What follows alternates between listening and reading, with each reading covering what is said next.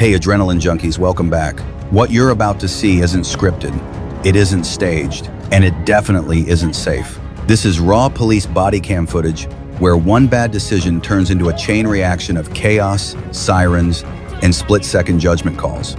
Stay locked in, because once this starts, there's no pause button. At around 9:33 p.m. on February 23rd, 2025, Trooper Harris spotted a gray Chevrolet Corvette racing eastbound in the third lane of Interstate 630 near Fair Park Avenue. From his position on the right shoulder, Harris had his front radar locked in and confirmed the Corvette was pushing 92 miles per hour in a 60-mile-per-hour zone. He pulled onto the interstate, activating his emergency lights and siren in an attempt to stop the vehicle. But the driver wasn't slowing down. Instead, the Corvette continued eastbound at over 90 miles per hour, weaving recklessly between lanes of moderate traffic, clear signs the driver was determined to outrun law enforcement.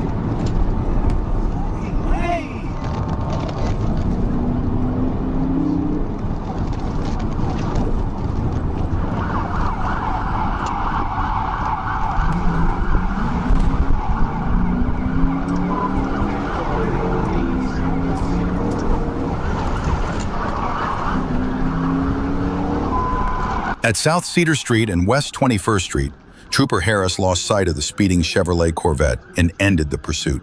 At approximately 9:38 p.m., Little Rock Police Chief Timothy Brown located the car and briefly engaged in a high-speed chase before losing it again. Trooper Harris then coordinated with the Little Rock Police Department's real-time crime center. Using city cameras, the center confirmed the vehicle as a gray Chevrolet Corvette with Tennessee license plate BSS 6174, last seen traveling northbound on John Barrow Road. Arkansas State Police units moved into the area to intercept. At approximately 10:03 p.m., Sergeant Corey Earls spotted the car and initiated another pursuit.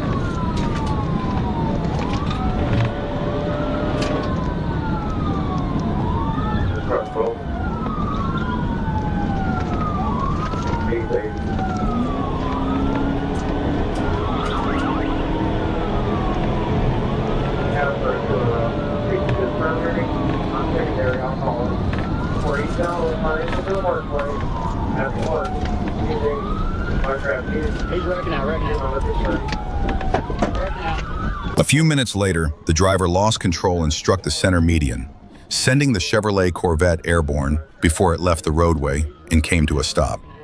Officers quickly moved in and took the driver into custody without further incident. The driver stated that he had been residing in Arkansas for more than 30 days. He was identified as Jorge Rubio, a 23-year-old Hispanic male from Tennessee. Rubio was transported to Baptist Health Medical Center in Little Rock for medical evaluation, then booked into the Pulaski County Regional Detention Facility.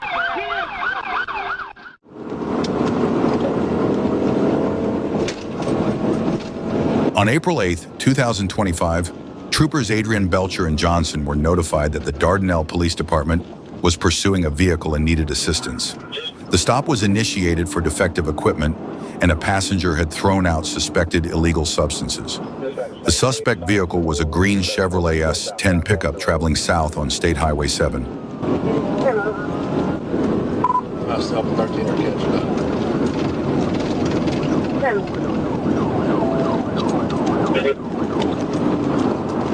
800 dispatch.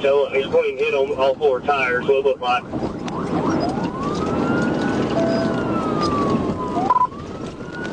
State's primary. As the pursuit continued south on State Highway 7, officers Burks, Flores, and Chief Paterak led, while troopers Belcher and Johnson closed the gap. Officers Howell and Chronister deployed spike strips at Tucker Road, successfully slowing the suspect, but the vehicle continued into Ola. Trooper Johnson took the lead at State Highway 7 and East Spring Street, with Trooper Belcher in the secondary position. Passing Gold Street on 2nd Street. Tim.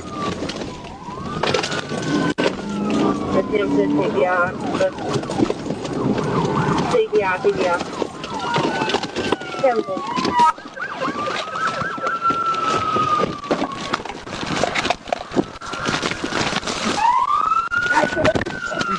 You better fucking stay there. You ain't got to hit me, man. You ain't got Get off me. Why are you hitting me for? I ain't do nothing. Hey, man, I'm going to walk, man. You got to be rough with me, dude. Fuck, man. Let's go. You came this way, go back. I'm trying. Jason, are you hitting him, man? God dang. Tim. She didn't do nothing, man. She didn't do nothing. Shut your mouth. All right, dispatch officer. On January 17th, 2026, at approximately 12:56 a.m., Trooper William was patrolling southbound on Interstate 430 near the David O. Dodd overpass when he observed a gray Toyota RAV4 traveling in the inside lane at a high rate of speed while passing other vehicles. Using rear radar, Trooper William confirmed the vehicle was traveling 100 miles per hour in a posted 65 miles per hour zone. The RAV4 passed the patrol vehicle and made an improper lane change. Trooper William activated his emergency lights to initiate a traffic stop, but instead of yielding, the driver accelerated and fled, initiating a pursuit. Yep. 10%.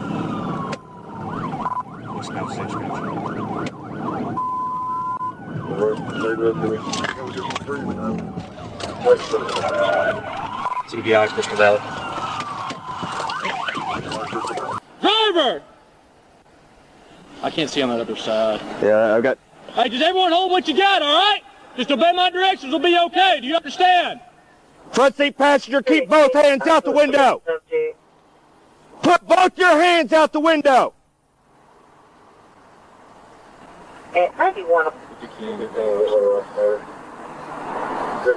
Yeah, at least occupied times 3. The driver was identified as LeBrian J.N. Blue, 22 years old. During the arrest, Trooper William detected a strong odor of alcohol coming from Blue and observed that his eyes were red and watery. Blue appeared highly agitated and difficult to question, later admitting he had consumed 3 to 4 alcoholic drinks before driving. A large backpack containing marijuana was found in the vehicle, and one passenger claimed ownership of it. All remaining occupants were released without charges. Stop. Go down on your knees. At approximately 1:15 a.m. on August 2nd, 2024, a Georgia State Patrol trooper observed a blue Chevrolet Camaro traveling over 100 miles per hour westbound on I-20. When the trooper attempted a traffic stop, the driver refused to stop and fled, initiating a high-speed pursuit.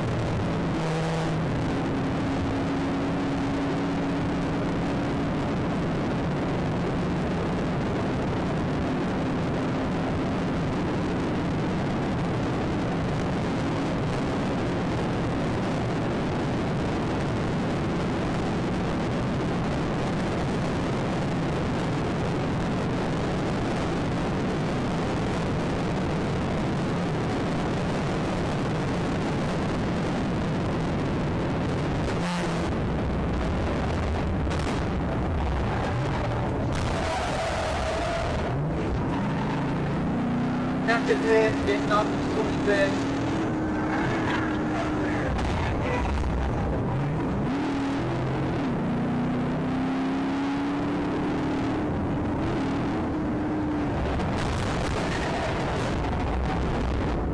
After an initial pit attempt failed, the trooper executed a second pit near the exit 26 ramp to Liberty Road, disabling the Camaro and deploying the airbags.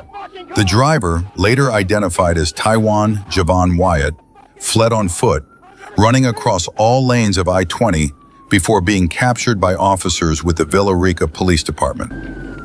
On December 27, 2025, at approximately 5:34 p.m., Officer Phelps was traveling southbound on Interstate 540 near mile marker 14 when he observed a white Hyundai exit at exit 14 toward Old Highway 271. While exiting, the vehicle crossed over the solid white line, constituting careless driving and a traffic violation. Officer Phelps activated his emergency lights to initiate a stop, but the driver refused to pull over and fled, triggering a pursuit.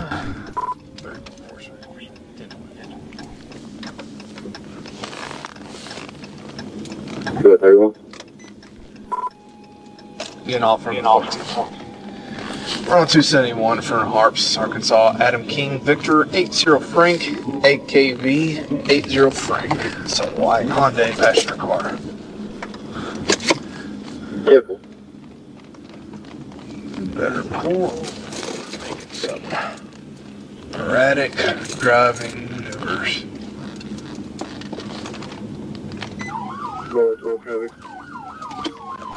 1037. Careful, big traffic.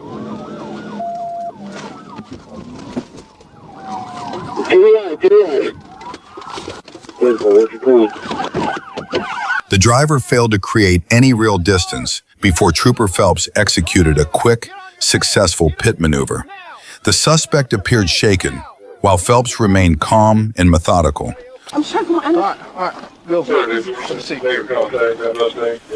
On June 28, 2025, a Pleasant Prairie police officer attempted a traffic stop for a stop sign violation. The driver fled, leading officers on a high-speed pursuit that exceeded 100 miles per hour and continued into Illinois. Pleasant Prairie officers, along with assisting agencies, began deploying spike strips to deflate the suspect's tires. Tires starting to deflate here. I'm gonna try to get in front, slow him down. Box again, box again, box again. 209, we're in Illinois. I'm gonna box him in again up here. I'm in front of him. Let's see if we can get him, guys.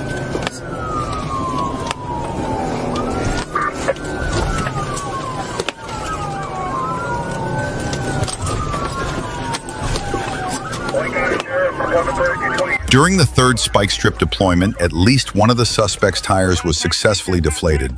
However, the driver continued to flee, prompting officers to perform a pit maneuver to bring the chase to an end.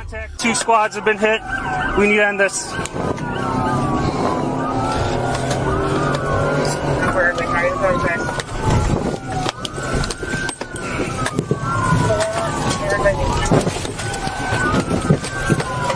Two nine stopped here. This is the Pleasant Prairie Police. All occupants of the Honda Civic, you are under arrest. You disobey our commands, the police dog will bite you. Do you understand? The driver ultimately surrendered to police. He was charged with felony fleeing eluding, 5 counts of first-degree recklessly endangering safety, hit and run, possession of cocaine and drug paraphernalia, operating while intoxicated, along with several additional municipal violations. Let's get him back. It's just me. It's just me. Weapon? No, in the car, yes. At approximately 2:40 p.m. on March 8, 2026, Trooper Weiss Jr. was on patrol when he observed an older gray vehicle traveling ahead of him. A license plate check revealed the vehicle did not have valid insurance. As Weiss followed and attempted to initiate a traffic stop, the driver chose to flee.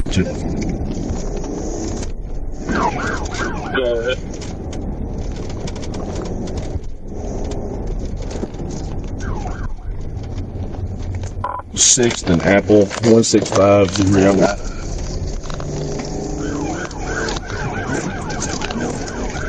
Stand by.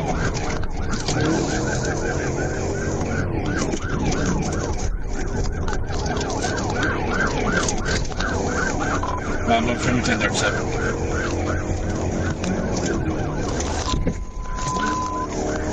Just where the stop sign is hit.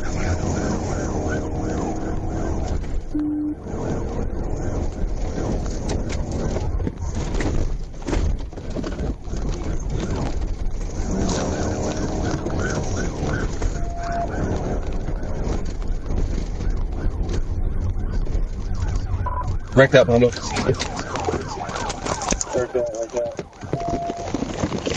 Let me see your hand! Get on the ground! Get on the ground! Get on the ground! Following a crash and a brief foot pursuit, the driver was taken into custody. Authorities stated the incident began after a routine license plate check showed the vehicle had no valid insurance. The suspect later admitted he fled because he believed he had a warrant for a minor offense.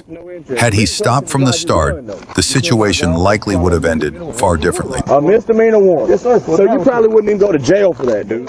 At approximately 10:15 p.m. on October 21st, 2024, a Florida Highway Patrol trooper spotted an SUV ahead and learned through a records check that the vehicle had been reported stolen. When the trooper activated his emergency lights and siren for a traffic stop, the driver immediately fled, prompting a high-speed pursuit.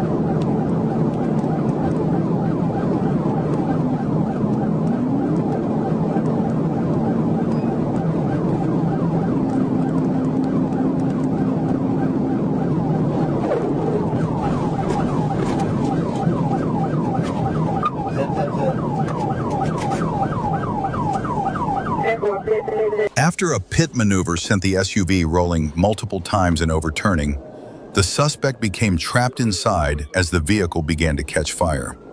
Troopers quickly forced the door open, pulled the driver to safety, and took him into custody with injuries that were not life-threatening. The fire was contained shortly afterward, preventing further damage. At approximately 5:02 p.m. on March 5, 2024, the Little Rock Police Department contacted Arkansas State Police Troop a dispatch to request assistance in a pursuit involving a stolen white Nissan Altima. The chase was taking place in the area of Roosevelt Road and Springer Boulevard, heading southbound. Trooper Bird responded to the area of Interstate 440 eastbound at Springer Boulevard and joined the pursuit.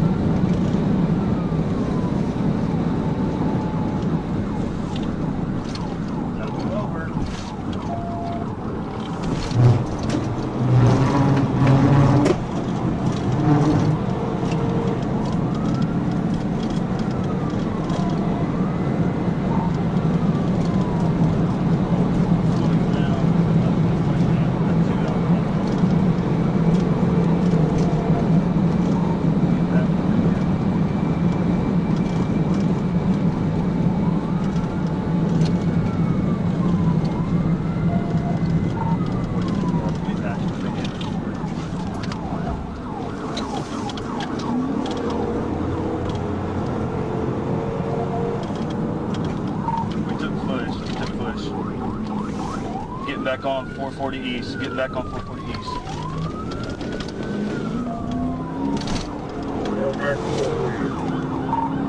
Rock on Strawberry.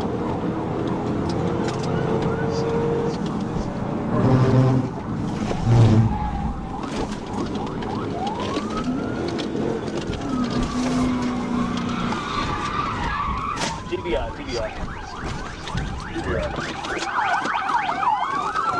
The vehicle re-entered Interstate 440 eastbound, where Trooper Bird took over as the lead unit in the pursuit.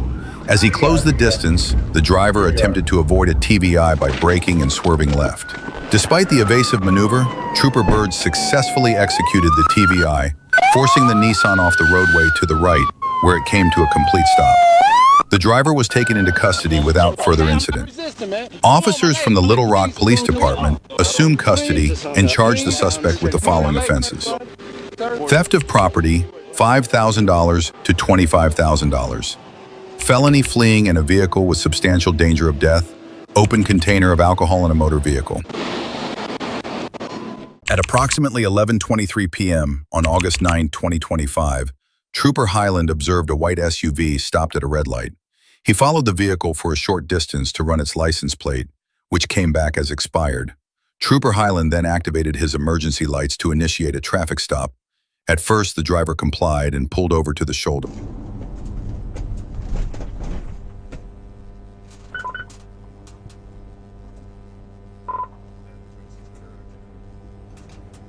We're like 36.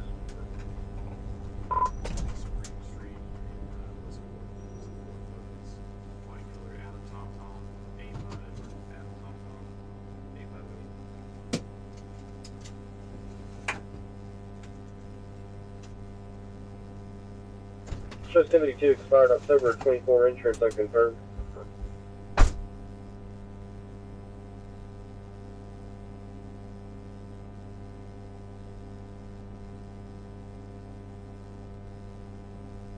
Rock 98. We're rocking a 14 10 4 11 25.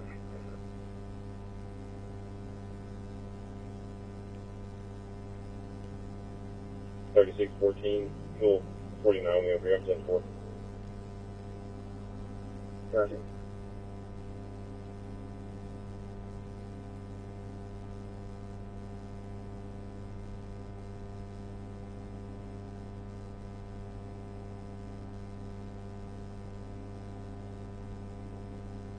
As Trooper Highland approached the SUV, he observed 4 occupants inside, including the driver. While speaking with them, the driver suddenly hit the accelerator and sped away, sparking a pursuit, a decision the driver would soon regret. 36 Little Rock 37. Little Rock, you're saying SMC3 out of 36 1037, South Spring, West 4.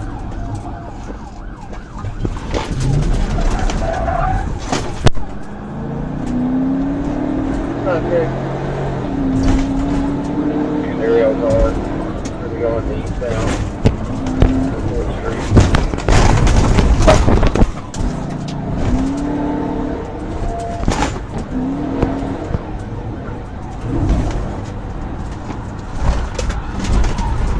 Speeds are currently about 60.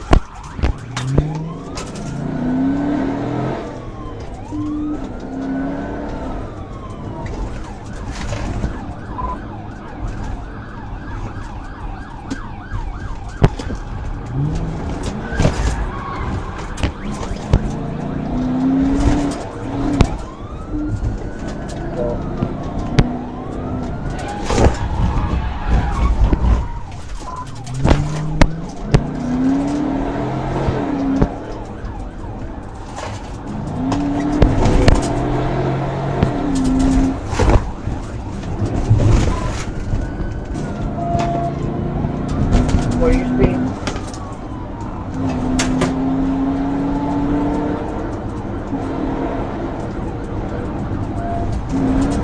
Go final four.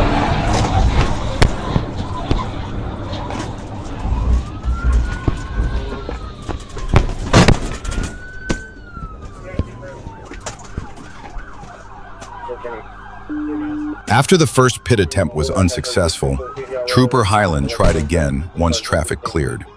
This time, the maneuver caused the SUV to overturn and land on its roof in the roadway. The occupants scrambled to escape, but 2 were immediately taken into custody at the scene. The other 2 attempted to flee on foot, only to be caught after a short chase. The driver was identified as 23-year-old Tavian Marquardt Offord, who now faces multiple charges including owner, failed to register vehicle, fleeing, felony, vehicle or conveyance, reckless driving, first, fleeing on foot, driving on suspended license, no liability insurance, unauthorized use of property. On February 1st, 2026, at approximately 8:42 p.m., Corporal Carter Emerson was patrolling along Highway 270 near Hope, Arkansas, when he observed a dark gray Chevrolet Impala traveling unusually slowly along the right shoulder.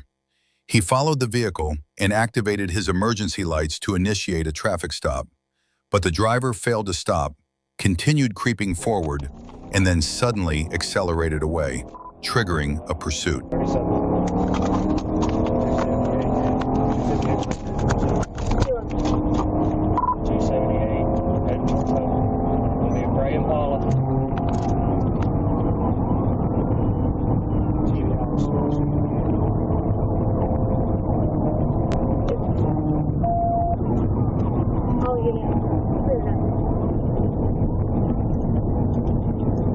The Impala fled at extreme speeds, reaching approximately 131 miles per hour while repeatedly weaving into oncoming lanes, as the pursuit continued onto Highway 278 and into the city of Hope. The vehicle crossed the city limits on North Hervey Road and kept pushing forward at dangerously high speeds, repeatedly driving against traffic and ignoring intersections altogether, demonstrating a complete disregard for public safety and human life.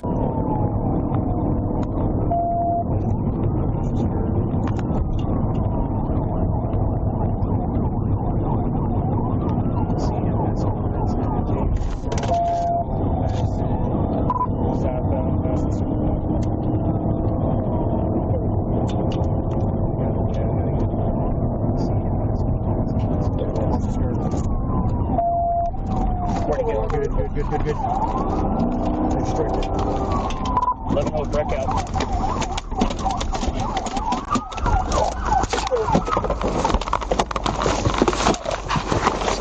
Show me your fucking hands! Get up!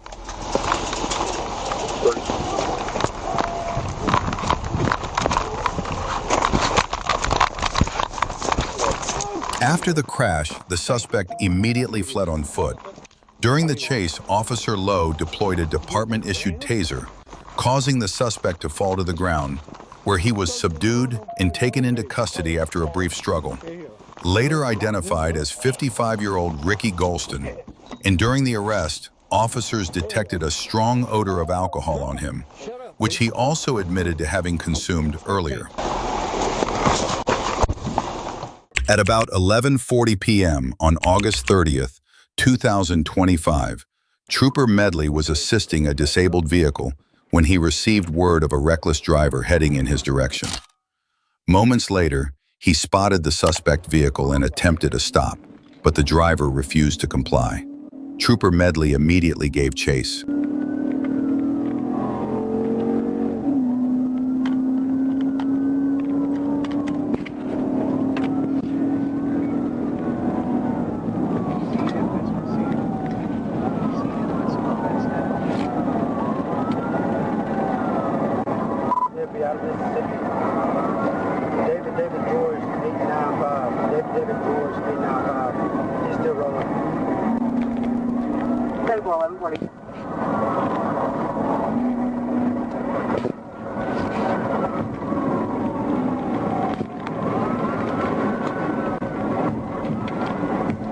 The vehicle continued eastbound at 60 to 70 miles per hour, even after losing a tire and throwing sparks from the rim.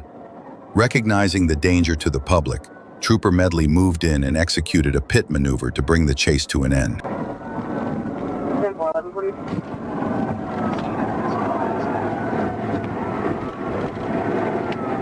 Go ahead, show me 1037.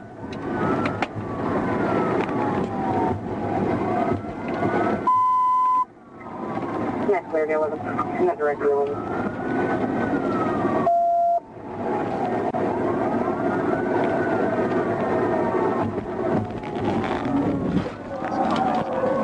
TBI, TBI. TBI, TBI, TBI. TBI 1141. The pit sent the vehicle spinning counterclockwise before it came to a stop on the shoulder. The driver complied with commands and was taken into custody. During the arrest, he showed clear signs of intoxication, with a strong odor of alcohol on his breath.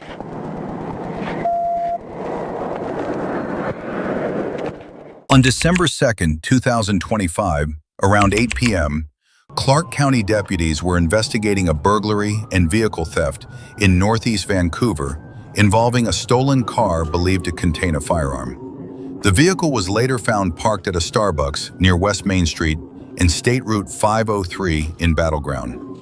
As officers moved in, with additional grappler-equipped units requested, the suspect accelerated and fled. A pursuit followed, and despite tire deflation devices damaging the tires, the suspect continued to run.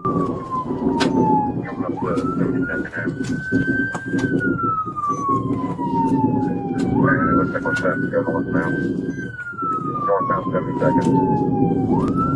Take that one.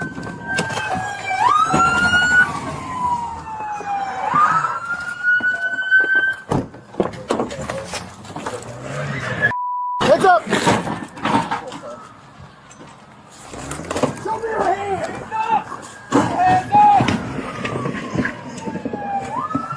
Back up, back up. Get in your car and pin him. Get in your car and pin him. Back up, back up.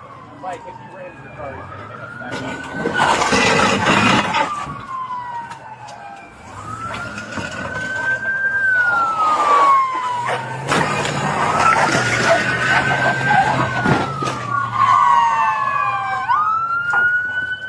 Hands up right now! In front of you? I've got this still. You are coming back, come back, come back, come back, come back.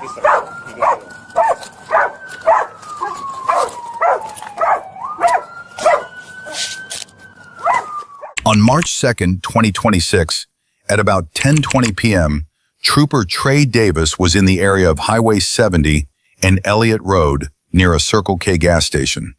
He ran the vehicle through the Arkansas Crime Information Center and found that the insurance could not be verified. When the vehicle left the parking lot and headed west on Highway 70, Trooper Davis pulled in behind it and attempted a traffic stop near Casey Lane. Registration's current.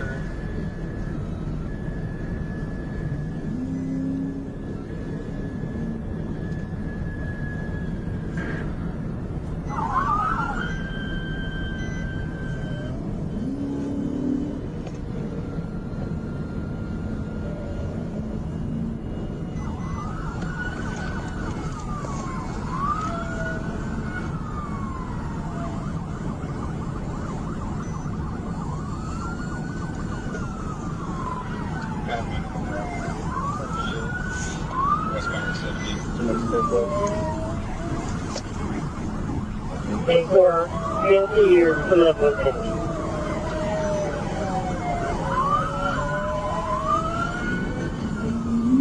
North Vegas, Green Crown 90.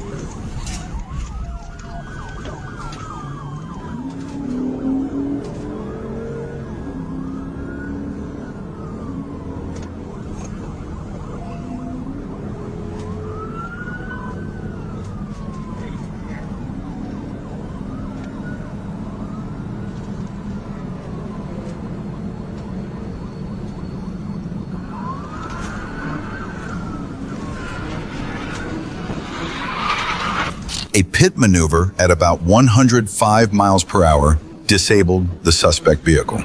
The driver fled on foot, and Trooper Davis briefly pursued but lost sight of him. A female passenger remained in the car and was not seriously injured. Officers found a wallet with an Arkansas ID belonging to the driver, Derek Zamora. along with a black bag containing men's clothing, 2 glass pipes commonly used for meth, and a prescription bottle with various pills. A search of the area was conducted, but the suspect was not found.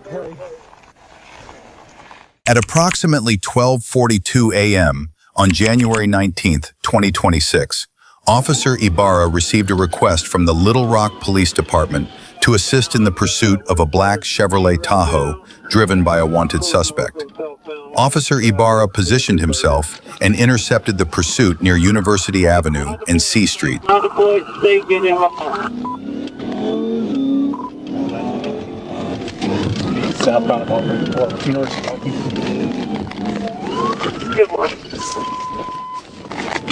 So on 2 bagging at 263 for Ave 99, 1037.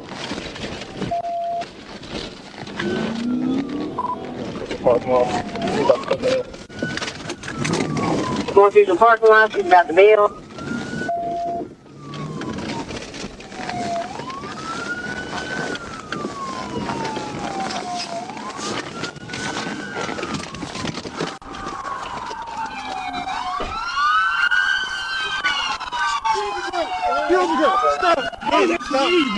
After a brief struggle, the driver, identified as Clinton Bedford, was taken into custody without further incident. Although he repeatedly provided false names, fingerprint identification confirmed his true identity and revealed multiple outstanding warrants. Get your other hand behind. At approximately 10:01 p.m. on November 22, 2025, Trooper Justin Parrish was conducting a routine traffic stop along a rural roadway in eastern Arkansas when a Lexus sedan suddenly sped past his patrol unit at a dangerously high speed. Recognizing the threat to public safety and the severity of the driver's behavior, Trooper Parrish immediately disengaged from the stop, returned to his vehicle, and accelerated after the Lexus.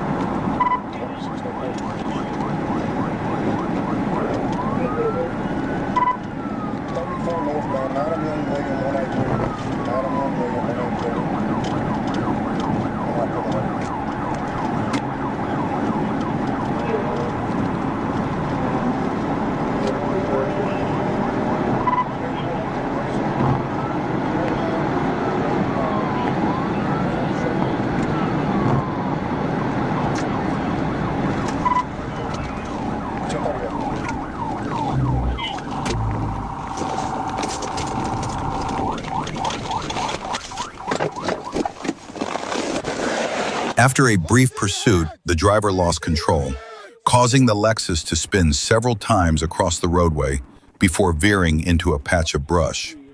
The driver then complied with Trooper Parrish's commands and was taken into custody without further incident. A records check later revealed that the driver's license had been suspended, the reason he admitted to fleeing. On June 20, 2023, the Colorado State Patrol was called to assist the Otero County Sheriff's Office in an active pursuit along U.S. Highway 50 in Otero County. The suspect vehicle had reportedly been involved in a call related to shots fired and was believed to have caused multiple crashes, including intentionally ramming into other vehicles on the road. Troopers quickly located the vehicle, identified as a 2016 Subaru Forester. When Colorado State Patrol units joined the pursuit, the suspect was traveling at relatively low speeds. Alright,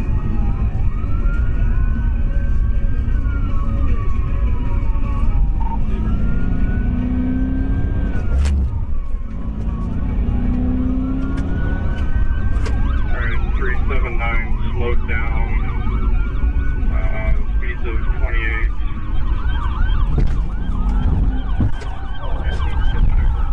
Shortly after the Colorado State Patrol took over the pursuit, a low-speed TVI was successfully executed, bringing the vehicle to a stop. The suspect was taken into custody without further incident and placed in the back of a patrol unit.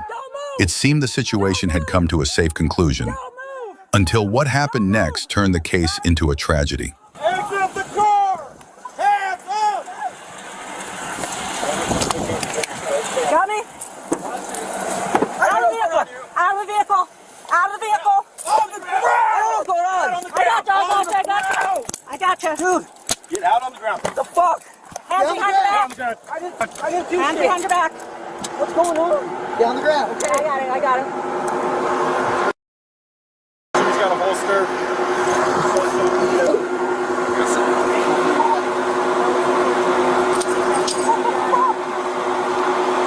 While the officers were outside discussing the pursuit, the suspect managed to twist his handcuffed wrists around to the front of his body. He then climbed into the front seat of the patrol vehicle and sped off down the highway, his hands still cuffed as officers scrambled to realize what had just happened. What the suspect didn't know was that this desperate act would soon cost him dearly. The officers quickly jumped into their vehicles, initiating a second pursuit.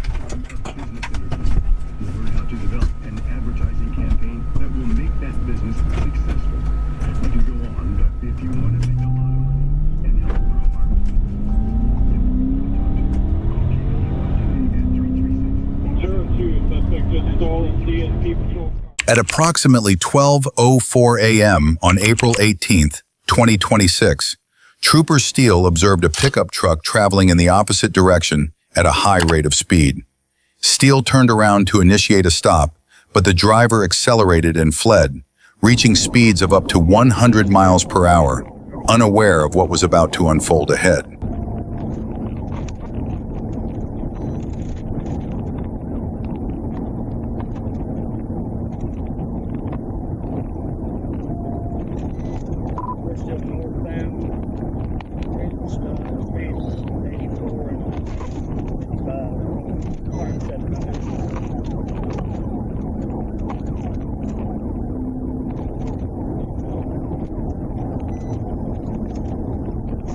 Especially, where's he at? Really northbound on the road. If you cross over the interstate, they turn to gravel. Well, We're still asphalt. Arkansas, Adam, Frank, 4 or 5 X-ray. We're on the gravel now. He's all over the road. be careful on the gravel. 1041, he's out in the field.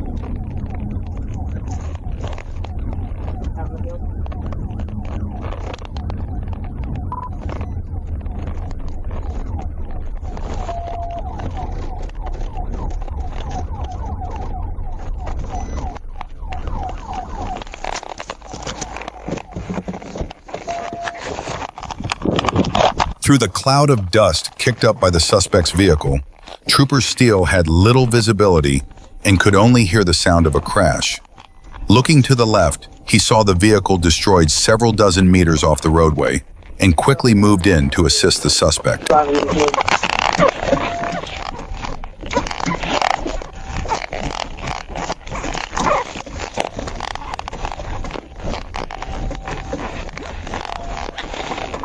I've lost a little of him.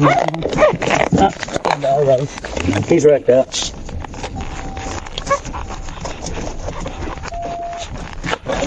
Right now.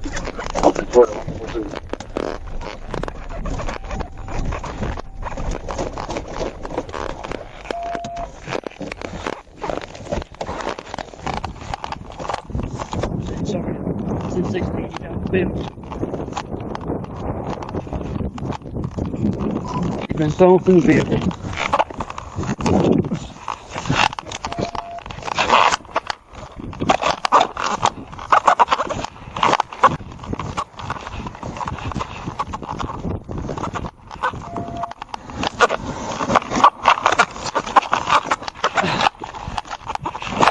Hey, man. The suspect was ejected several meters from the vehicle and sustained severe injuries. After the video was posted, some viewers commented that they had seen similar cases, suggesting the suspect may have suffered a traumatic brain injury. Had he stopped from the beginning, the outcome likely would have been very different. On the night of March 17, 2025, a patrol officer observed a blue Dodge Challenger swerving between lanes and passing other vehicles without signaling. Suspecting the driver was impaired, the officer followed and attempted a traffic stop. However, the driver accelerated and fled at high speed, prompting an immediate pursuit.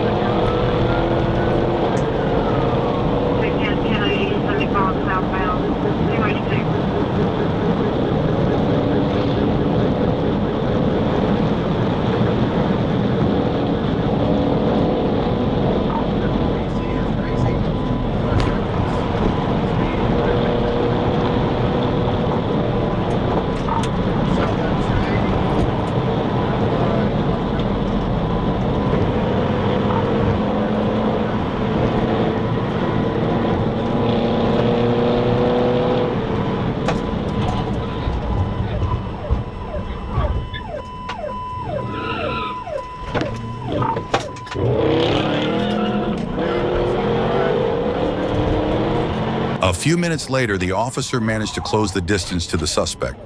Realizing a pit maneuver at such high speeds would be unsafe, the officer attempted to force the suspect's vehicle toward the shoulder. However, the suspect aggressively resisted, making it difficult for the officer to bring the pursuit to an end.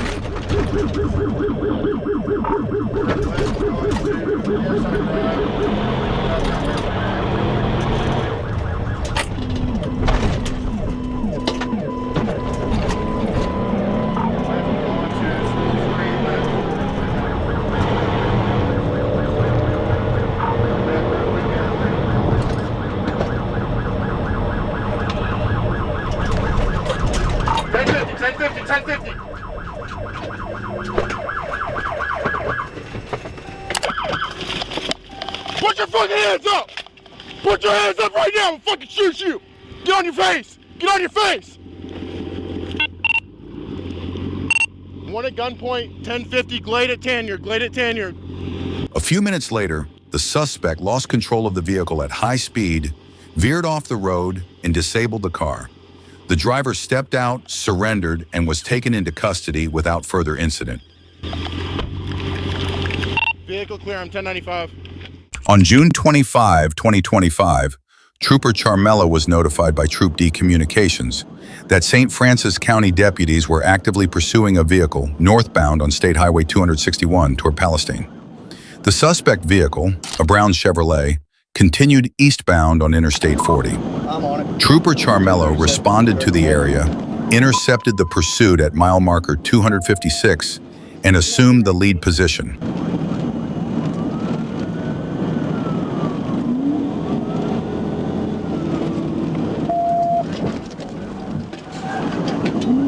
TBI, he went into the cable bears. TBI into the cable bears. Before you direct.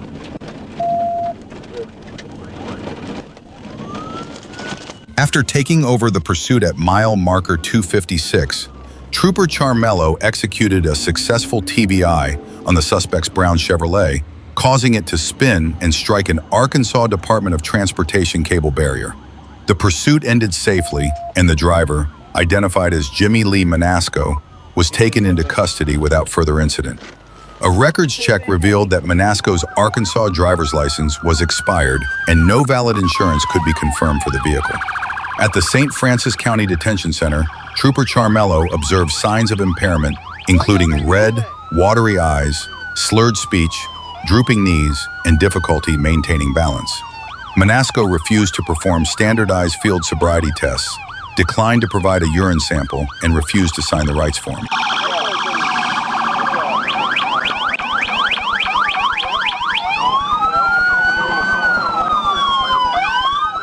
On November 9th, 2024, Florida Highway Patrol spotted a Dodge Charger speeding.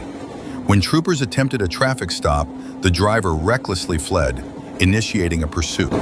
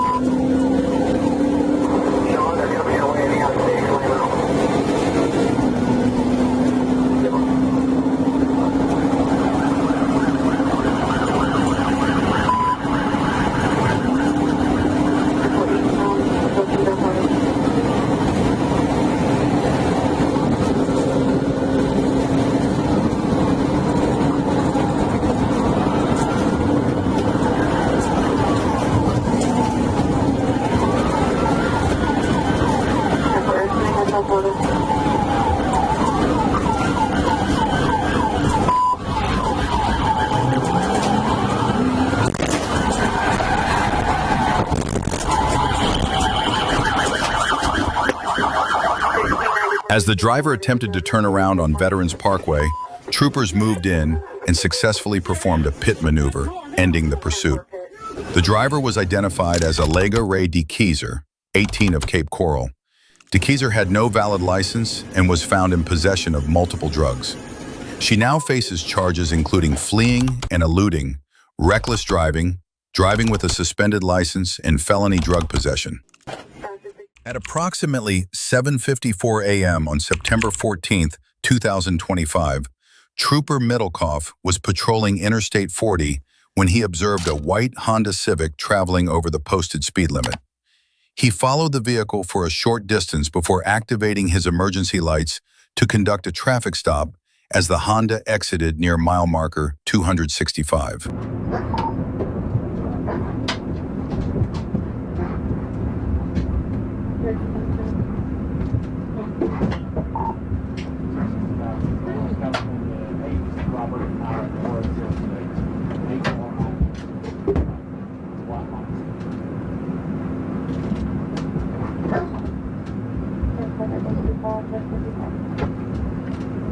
At first, the driver appeared to comply by stopping at an intersection, but as Trooper Middlecoff stepped out of his patrol car, the Honda suddenly sped off at high speed, beginning a pursuit the driver would soon regret.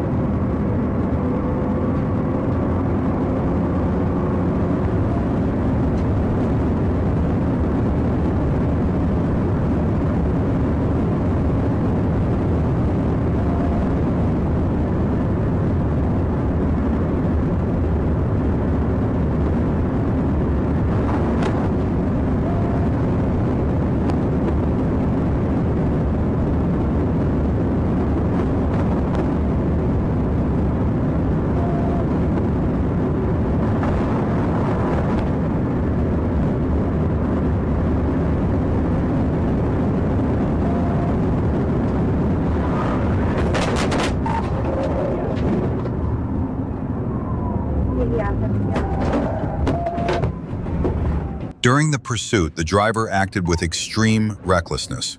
For safety reasons, Trooper Middlecoff executed a precise pit maneuver at roughly 130 miles per hour, sending the vehicle into the grassy median and disabling it.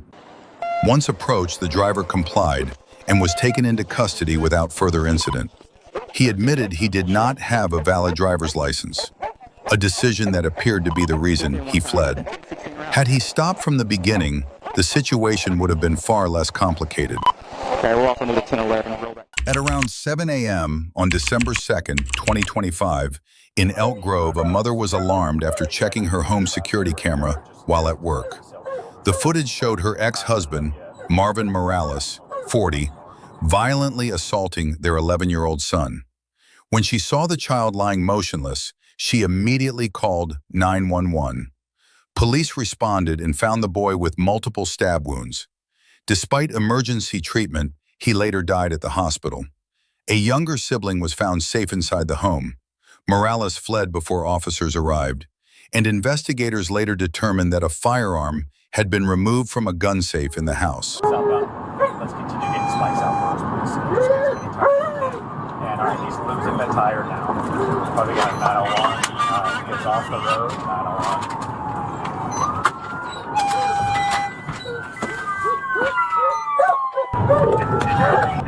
And all right, he's losing the tire now. Probably got 901. Gets off the road, 901. K97 901.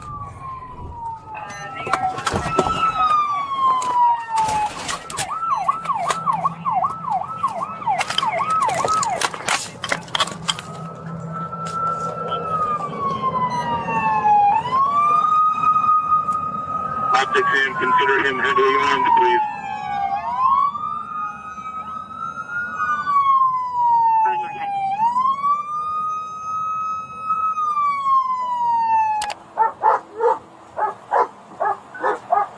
Hey, someone take radio for us.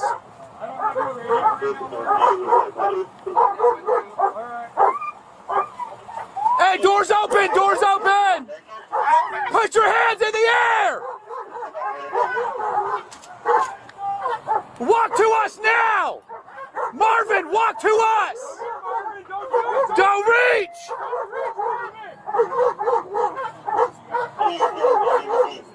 Don't reach! Put it down! At approximately 4:30 p.m. on July 15, 2024, Georgia State Patrol officers were on duty along Peachtree Industrial Boulevard when a four-wheeled ATV sped past their location. Officers followed and attempted a traffic stop when the ATV stopped at a red light at a nearby intersection. Instead of complying, the rider accelerated away, forcing officers to initiate a pursuit.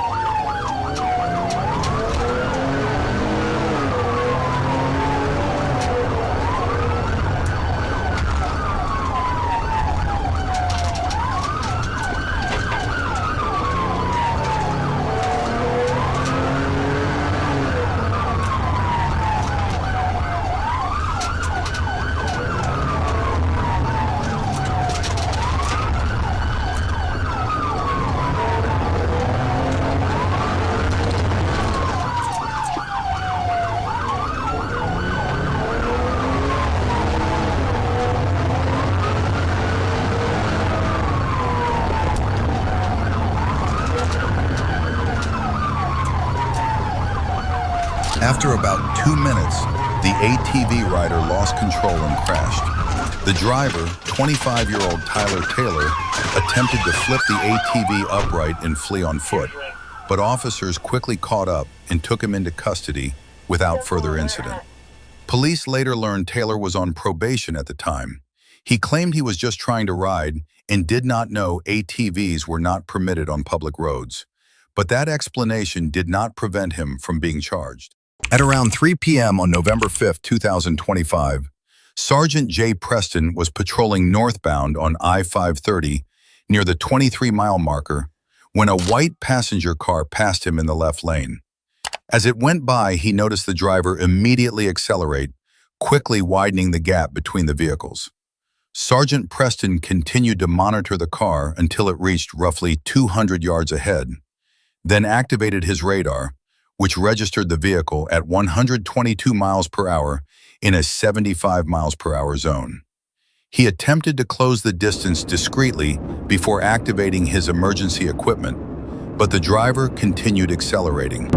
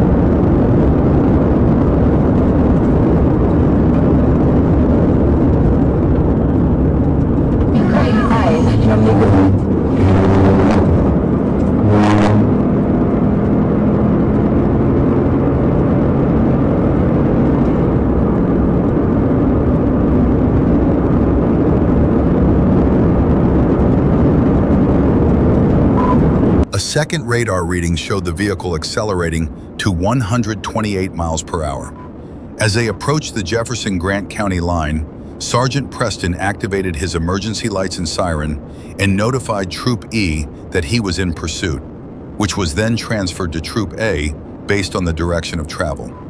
The driver began weaving aggressively through traffic, cutting across lanes, squeezing between vehicles, and even using the far left lane to pass as Sergeant Preston worked to close the distance.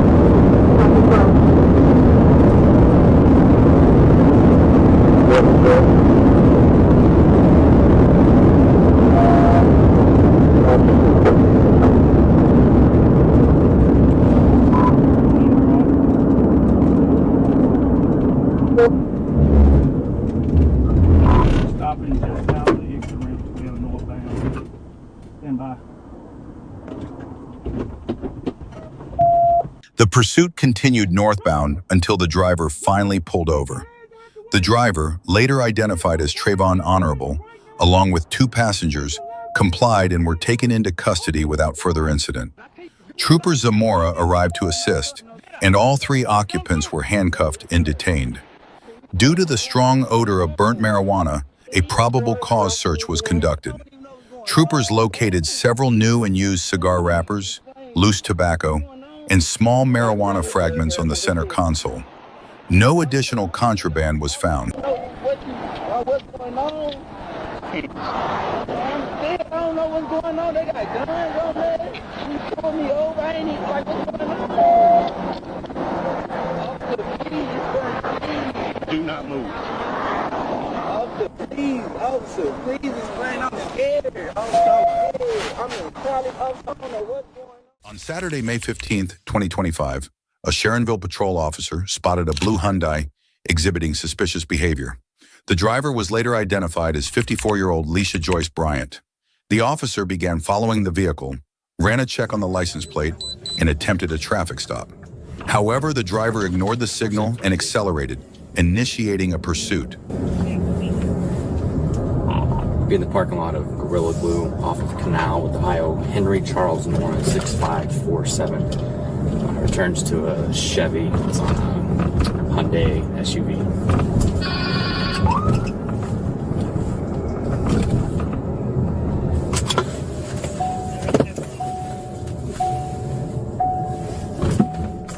Bryant drove into a parking lot, then suddenly turned around and stopped her vehicle directly in front of the patrol car. Although the officer ordered her to exit the vehicle, Bryant continued to refuse to comply. Roll down the window and stop the car. You are being stopped. Stop the car.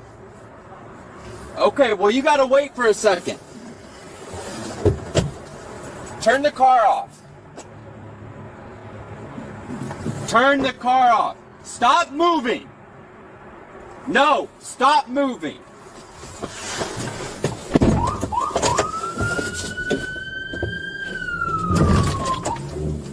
We're saying 22, they just struck my vehicle and they're fleeing now.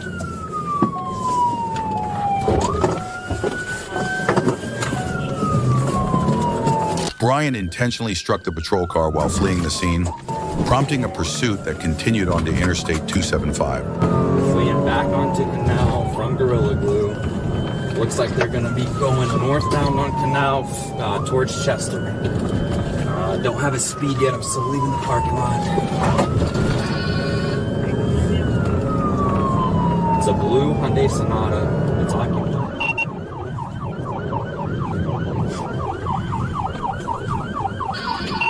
Continuing back in the parking lot of Qtol Products, KULTOL. Continuing in the direction of Muscle. to get back onto Enterprise. Yeah, back on a partnership from Utah. Going through the business parking lot right now. They just ran off the road, going into the parking lot. Stand by. Going through the parking lot of USUI. During the pursuit, the driver repeatedly changed lanes and routes in an attempt to evade the police. At one point, the Hyundai came dangerously close to colliding with the patrol car again. The chase continued at speeds ranging from 80 to 100 miles per hour, with additional units positioning themselves to assist. Yep,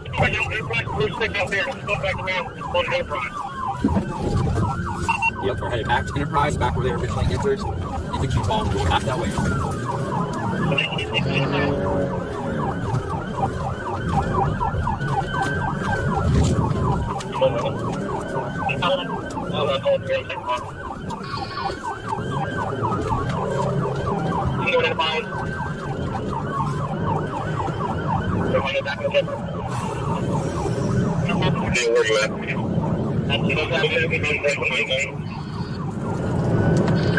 Zach, I'll go for driver, you go for passenger if they split, if you're good with that. They just lost their whole fire here. Their whole fire going to be pressed down. Okay, that's clear. The car's on vehicle crash. Where you at? We're at the 54 exactly. At the 54 map. A lot of movement in that car. Females open the door. I got the driver.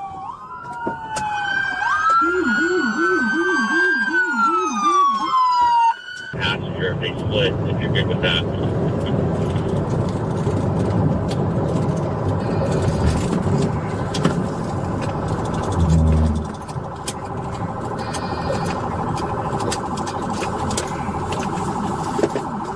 Minutes later, the driver finally came to a stop. As the vehicle slowed, the driver's door swung open, prompting officers to prepare for a possible foot pursuit. As expected, Bryant jumped out and attempted to flee on foot, but she never had a chance. Both Bryant and her passenger were quickly apprehended.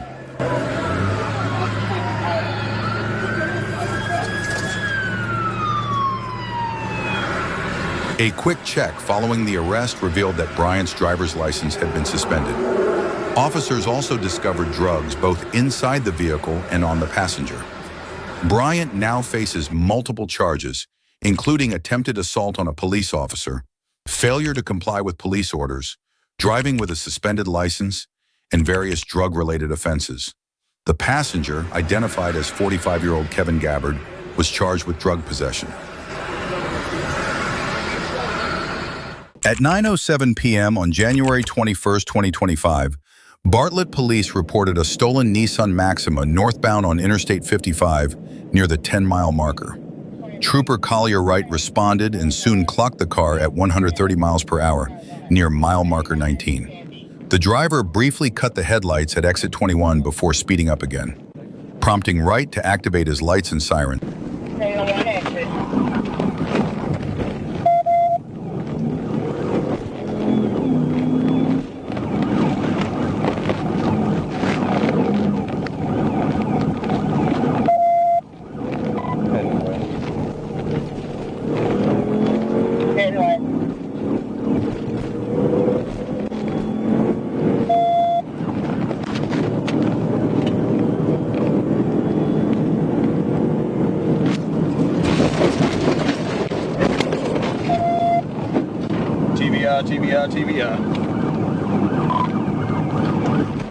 TBI.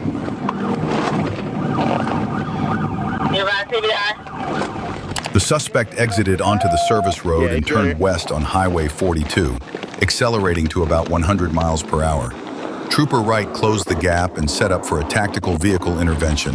When the driver suddenly hit the brakes, the maneuver was carried out, sending the Nissan into a ditch on the right shoulder. Trooper Dylan Evans arrived moments later to assist in a felony stop. The driver, identified as Anthony Powers, surrendered without incident and was taken into custody.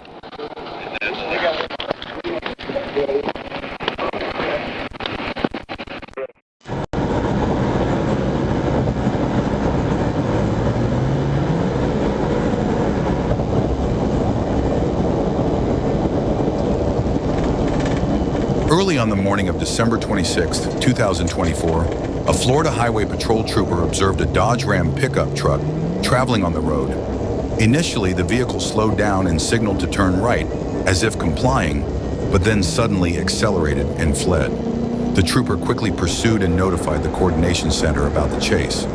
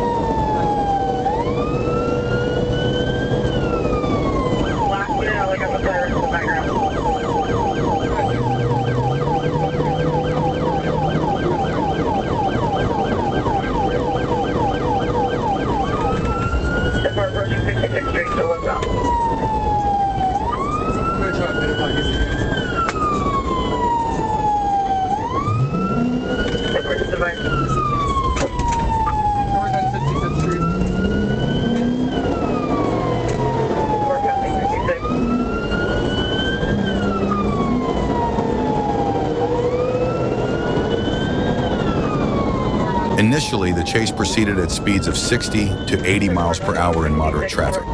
The officers attempted to perform a tactical vehicle intervention, but the driver accelerated and successfully swerved to avoid them. From that point, the suspect began to speed up, and a dangerous high-speed pursuit officially began.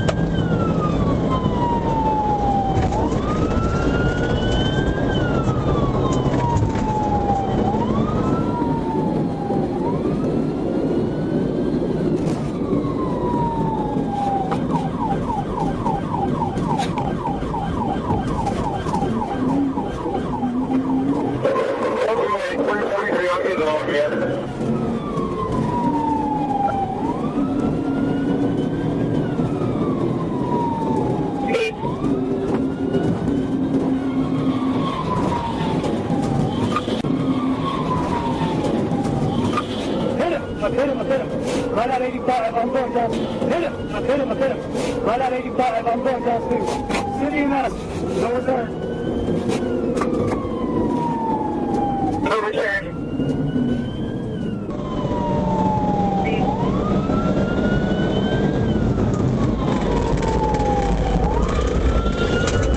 I hit him. Right at 85, I'm going down too. City and us. Step forward, pit overturned.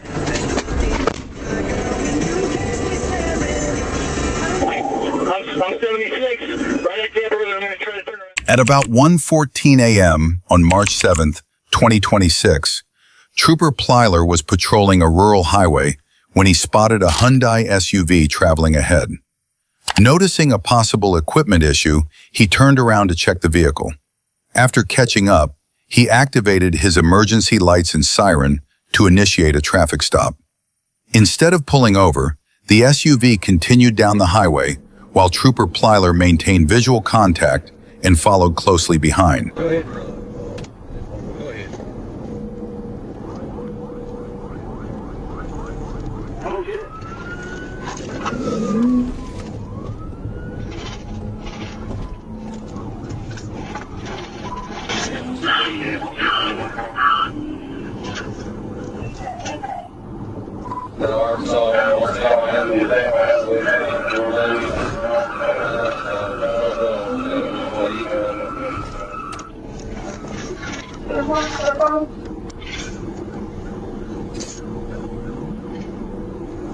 We'll say that's 241, 85 on there.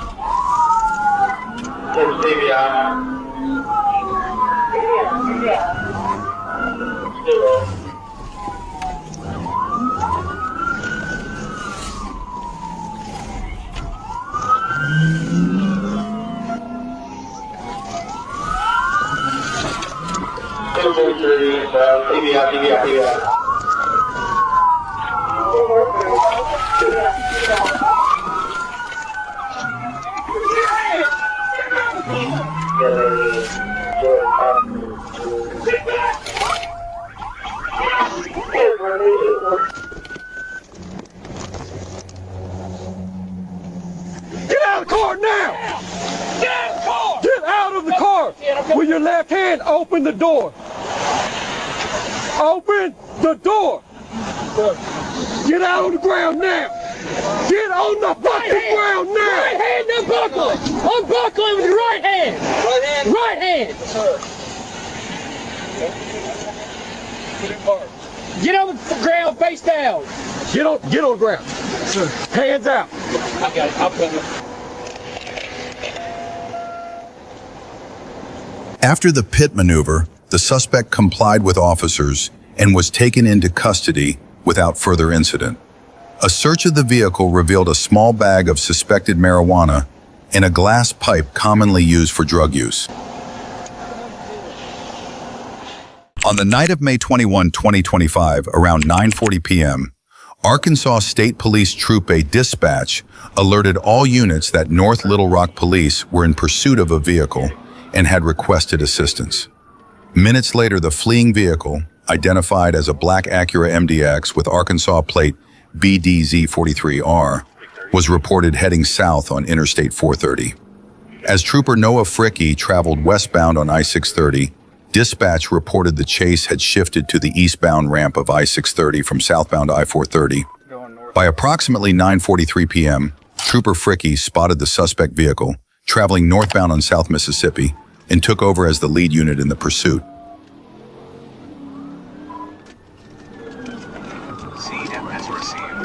I'll call it. We're running down, coming back up to 630 on ramp.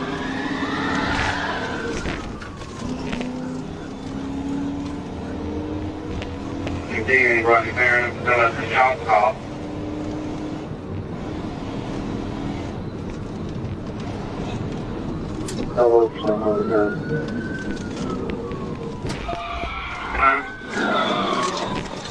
Which direction am I running down? The suspect vehicle ran a red light at the intersection of South Mississippi and continued north for about a quarter mile. At that point, Trooper Fricke successfully performed a pit maneuver. The impact forced the Acura into oncoming lanes, veering right before crashing into a concrete wall and fence on the east side of the road. Following the crash, the driver, later identified as Devontae Jones, exited through the front passenger door and fled on foot heading north. He stopped shortly after and was taken into custody by officers from the North Little Rock Police Department. Jones was transported to the Pulaski County Jail and charged with the following: fleeing, driving on a suspended license, criminal mischief first degree, failure to stop at a red light, no liability insurance, improper windshield condition. We're going to be at Markham and Rodney Perry. At approximately 10:15 p.m. on October 16, 2021, police received reports of an illegal street racing gathering at 2022 Headland Drive in East Point, Georgia, where a police helicopter arrived ahead of ground units and observed a white and green Chevrolet Camaro performing repeated donuts in a parking lot, the engine roaring as the driver continued to show off, unaware that officers on the ground were already closing in and that the brief thrill of the moment was about to come at a cost. Still don't have street overlay, so if you get into anything, I'm going to have y'all call it. I can still keep the camera on it, but I don't have street overlay.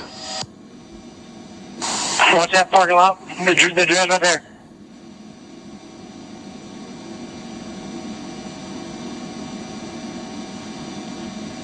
They're coming out right here, guys. They're splitting. They're splitting. That gold one's still doing donuts, though.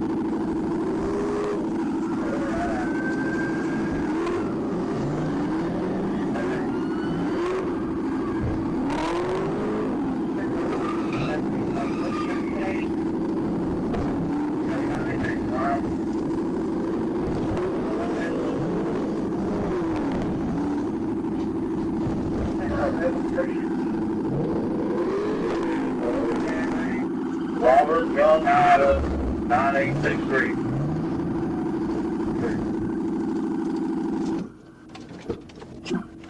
Get your hands up! Go around, I think he's not looking.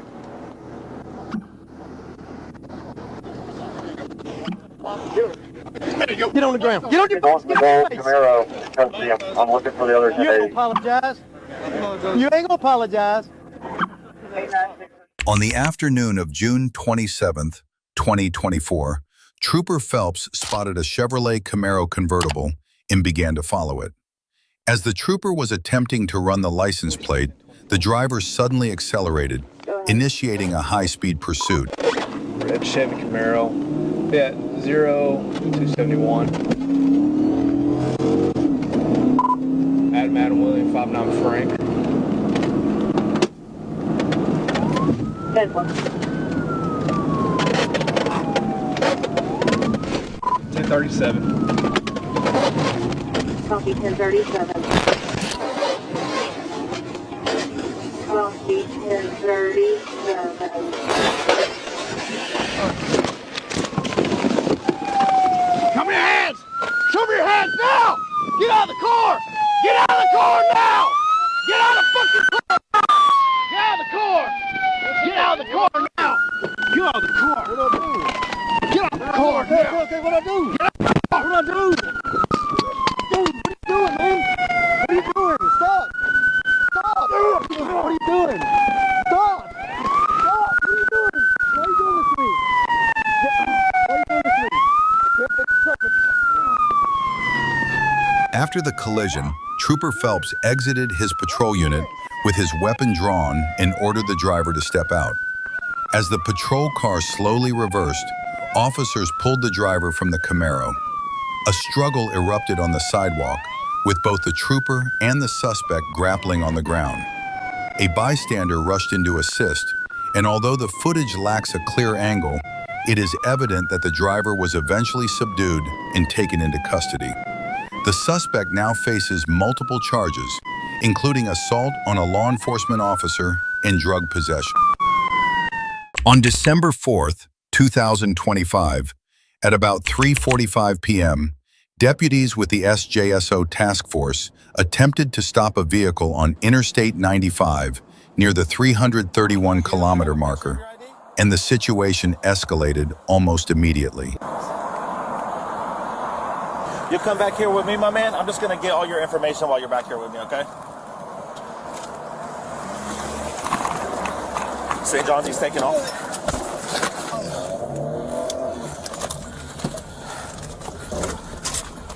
St. John's, he's going the wrong way in traffic on 95. I got you, go.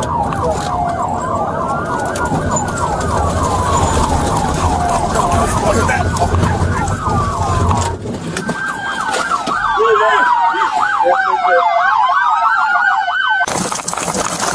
Show me your hands!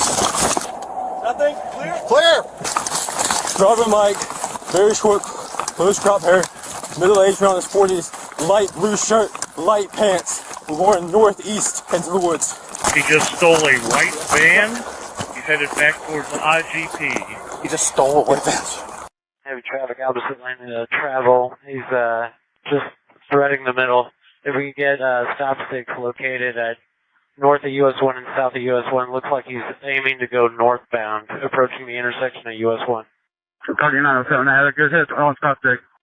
Northbound on the train tracks, northbound on the train tracks. He's on the west side of the train tracks, traveling on the gravel side, northbound on the train tracks. Hey, John, I believe he's losing 6 tires. Just lost a tire. Get ready for a bail, guys. Running into the wood line. Come here! Show me your hands! Show me your hands! Still northbound along a trail paralleling northbound amongst the train tracks. Diving into the bushes. Looks like he might be gassing out if you guys are still... Multiple law enforcement resources were deployed. On March 10th, 2023, at approximately 4:40 p.m., Troop A received multiple calls reporting a man recklessly operating an all-terrain vehicle eastbound on Interstate 30. Sergeant Permenter later spotted the ATV traveling in the third lane of I-30 near Bishop Lindsay. Near the 154-mile marker on eastbound Interstate 40, Sergeant Permenter activated his emergency lights and siren. 5700, I'm behind him. We're going in front of Forest Hill Correction. Almost where it is.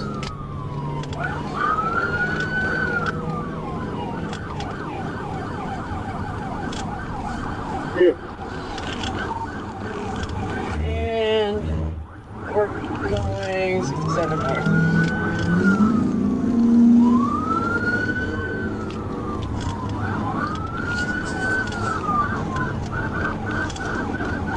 I guess it's 1037.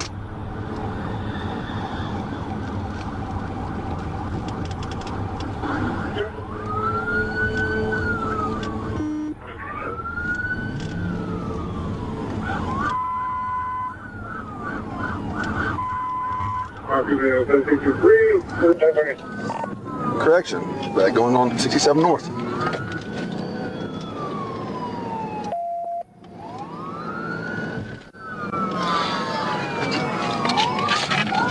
Driver, pull over!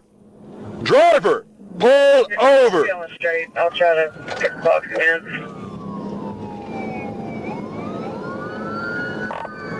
67 North approaching McCain. Speed 67, moderate traffic. 67 North, Force McCain. Driver, pull over! Driver, pull over!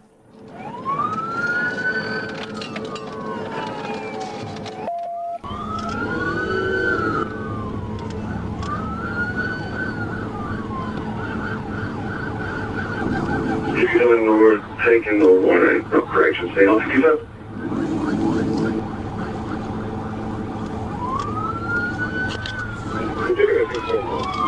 Pull over!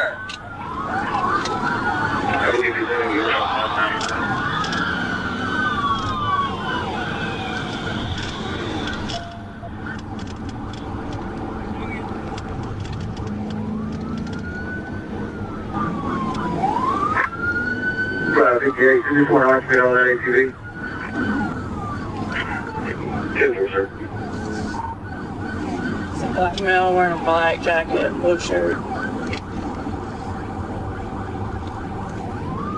Black male, black jacket. During the pursuit, the ATV suddenly lost a wheel. Despite this, the suspect continued fleeing and refused to stop. Right, perfect. 2, 3, 4 wheels.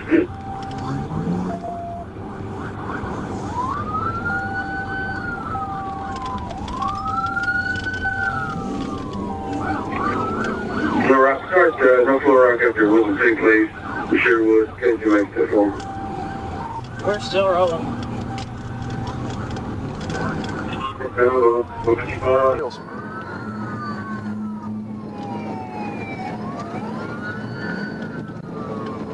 Northbound speed 55 for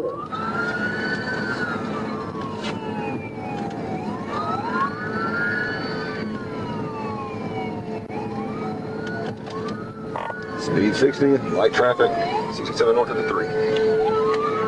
67 north of the 3, light traffic, speed 60.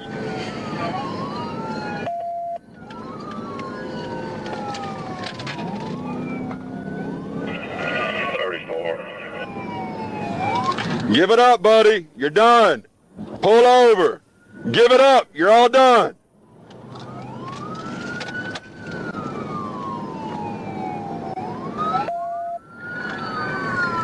Still north approaching Wildwood. 67 north approaching Wildwood. Speed 60. Go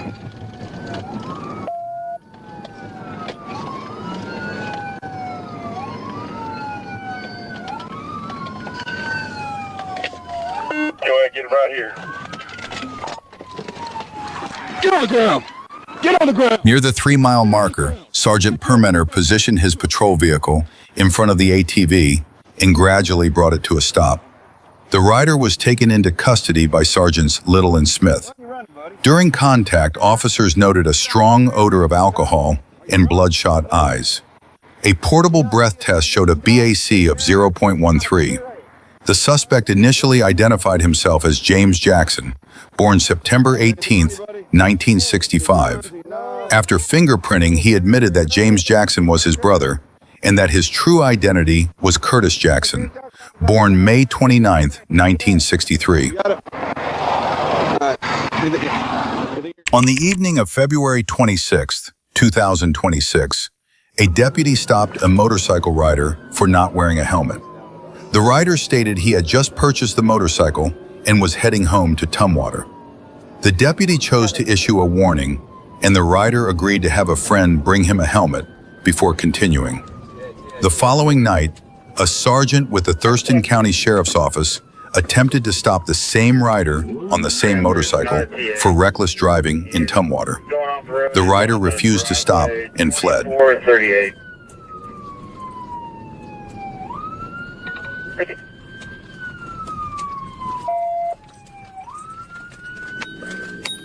I need a unit to stage on this. We're continuing through this property into the next parcel. Okay, to the property, going to the next parcel. He's down. He's down.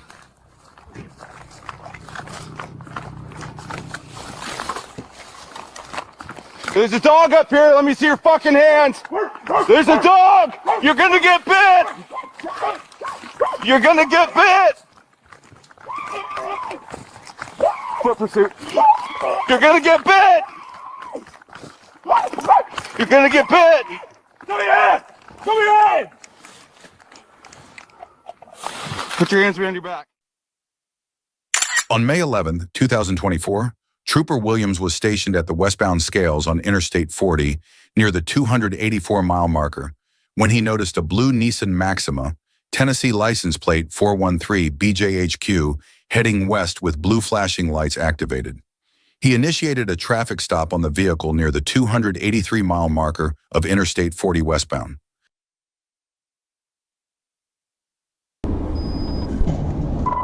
.283 westbound, 1024 with us.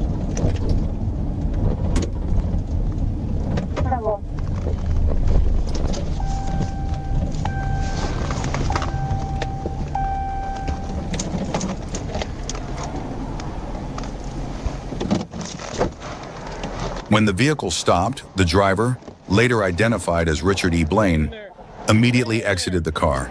Trooper Williams ordered Blaine to stay in the vehicle, but as he returned to his patrol car, Blaine began fleeing westbound on Interstate 40. Trooper Williams pursued the suspect vehicle, which reached speeds exceeding 100 miles per hour while weaving through lanes and narrowly avoiding collisions with other drivers.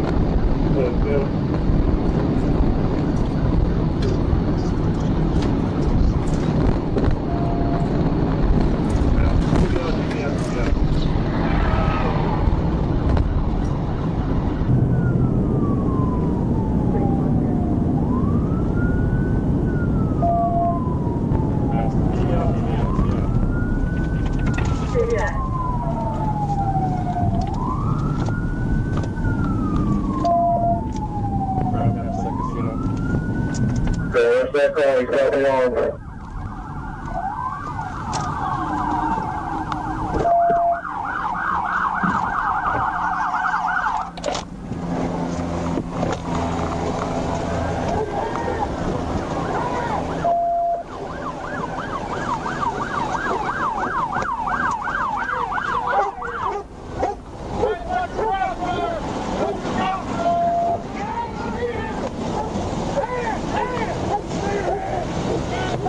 Due to Blaine's reckless driving, Trooper Williams performed a tactical vehicle intervention near the 278-mile marker on Interstate 40, disabling the vehicle.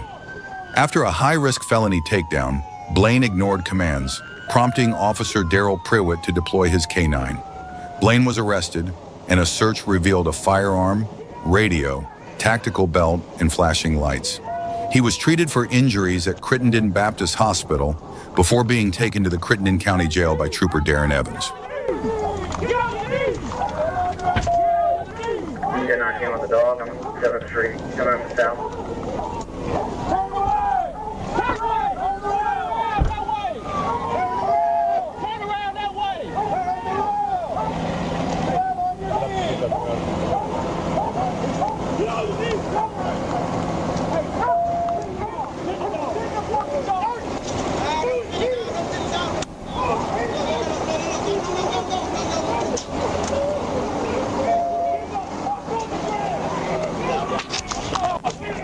At around 9:10 a.m. on March 16, 2024, South Beloit police attempted a traffic stop on Ray Castro, 19, who had an active warrant related to an armed robbery in Woodstock back in February 2023. As an officer tried to handcuff him, Castro resisted, pulled the officer into the car, and ordered a teenage female driver to speed off. The officer fired his weapon, striking the girl in the leg, causing the vehicle to crash into a ditch. Castro fled on foot to Mactown Lodge at 1339 Dearborn Avenue, where he allegedly threatened an employee with a knife and stole their red SUV. Sergeant Robert Lewis from Roscoe later spotted the stolen vehicle and began a pursuit, with Castro fleeing at speeds over 90 miles per hour. 60 miles an hour. Road traffic is light, vehicle traffic is light.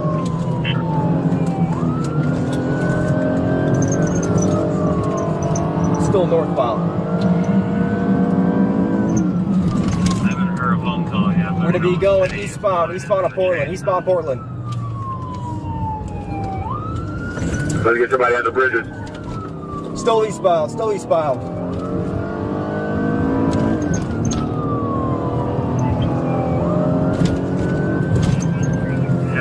still eastbound. It looked like about crashed there for a second. Still going eastbound.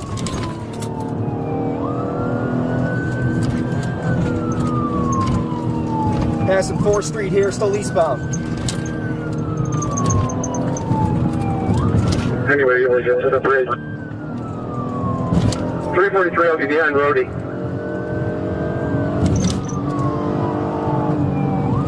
.325 still eastbound, passing Pleasant here. Approaching Woodward. Going southbound here on Woodward, southbound on Woodward from White.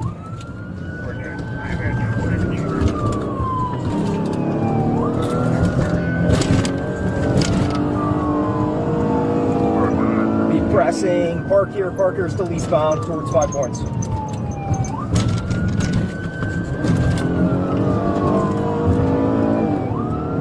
Northbound of Prairie. Northbound of Prairie. I'm not sure if they're from White or Woodward. We're going to be eastbound here on Strong for Prairie, eastbound on Strong for Prairie. They just tried to pit it there, that Central Prairie, they pitted it. 343, hold, put your hands up! Put your hands up! Now, hold trip.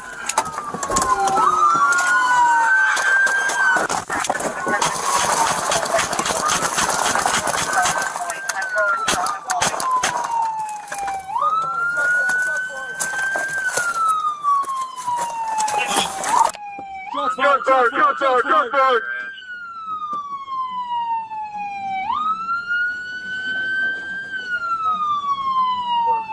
25 suspect is down, roll EMS. Castro was transported to a nearby hospital following the shooting, but was later pronounced dead. Sergeant Lewis was taken to an Illinois hospital with minor injuries and was later released. The Rock County District Attorney's Office determined that Sergeant Lewis acted in self-defense, stating that Castro was shot as a direct result of his own actions. The carjacking investigation in South Beloit is being handled by the Winnebago County District Attorney's Office. Well, no, I said good. He hit the squad. I don't think I got. Around 1:40 p.m. on September 27, 2025, Sergeant T. Williams was stopped on U.S. Highway 167 North near Hurricane Creek Bottoms, preparing to conduct a traffic stop. While monitoring radar, he spotted a vehicle traveling at high speed. Williams observed a white Chevrolet, believed to be an Impala or Malibu, heading south in the inside lane at approximately 92 miles per hour. The car was moving well above the surrounding traffic and showed no signs of slowing. The driver was identified as a black male, wearing a dark-colored shirt. After completing his initial traffic stop, Sergeant Williams redirected his patrol unit south to pursue the speeding vehicle.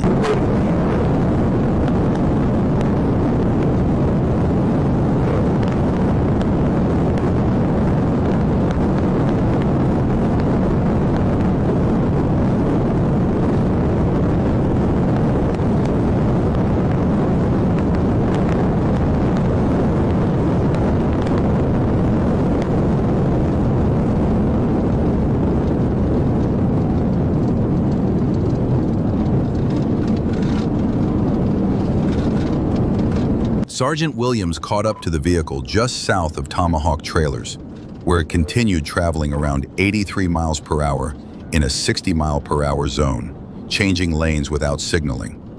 Williams activated his emergency lights and initiated a traffic stop. The car, a 2006 white Chevrolet Malibu, registered in Kentucky to Joseph Henderson, suddenly accelerated to about 100 miles per hour when Williams sounded the siren, fleeing from the stop.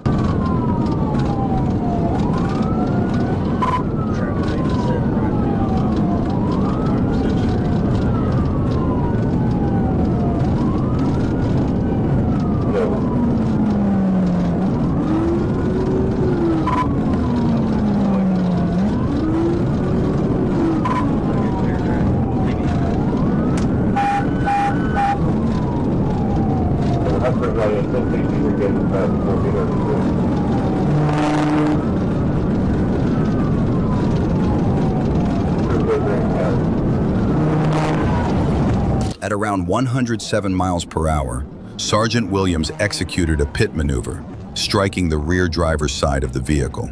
The car spun clockwise, slid off the west shoulder into a grassy area, and continued sliding until it struck a drainage culvert at an unmarked private driveway. The vehicle then rolled onto its side, hit a telephone pole with the rear end, and finally came to rest on its driver's side, facing northwest, just south of U.S. Highway 167 North at 3803. Sergeant Williams approached and ordered the driver, later identified as Joseph D. Henderson, to exit the vehicle. Henderson initially refused and had to be forced out by being kicked to the ground before being handcuffed. Get out! He's there trying to stay around someone. Oh, where are you at? Michael. Get out! Well, running ain't gonna do any good. Get on the ground. Get on the ground. Come over here. Get on the ground. Get on the ground. Constitutional rights. It's on video. You're right. It's all on video. Turn around. Put your hands behind your back. Hey, see if you can. You failed to stop. I do not see. Give me your other hand. Give me your other hand. Hey, see if y'all can stop. Turn that car off. We're going to check into the constitutional right. See if you can turn the car off, but then burn up. On May 23, 2025, around 10:43 a.m., Sergeant T. Hoffman was patrolling near Main Street and North Redmond Road when a flock camera alerted to a stolen 2003 Lincoln LS with Arkansas plates AMD 73C reported out of Pulaski County. Sergeant Hoffman soon spotted the vehicle heading west on Main Street before it turned north onto Redmond Road. As the car pulled into the Pathfinder's facility at 950 North Redmond Road, Hoffman activated his lights and sirens, attempting a traffic stop. Towards Main Street. Scene is received.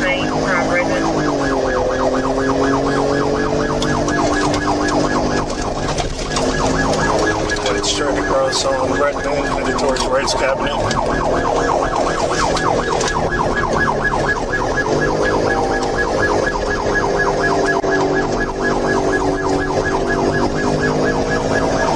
Coming up on the animal shelter.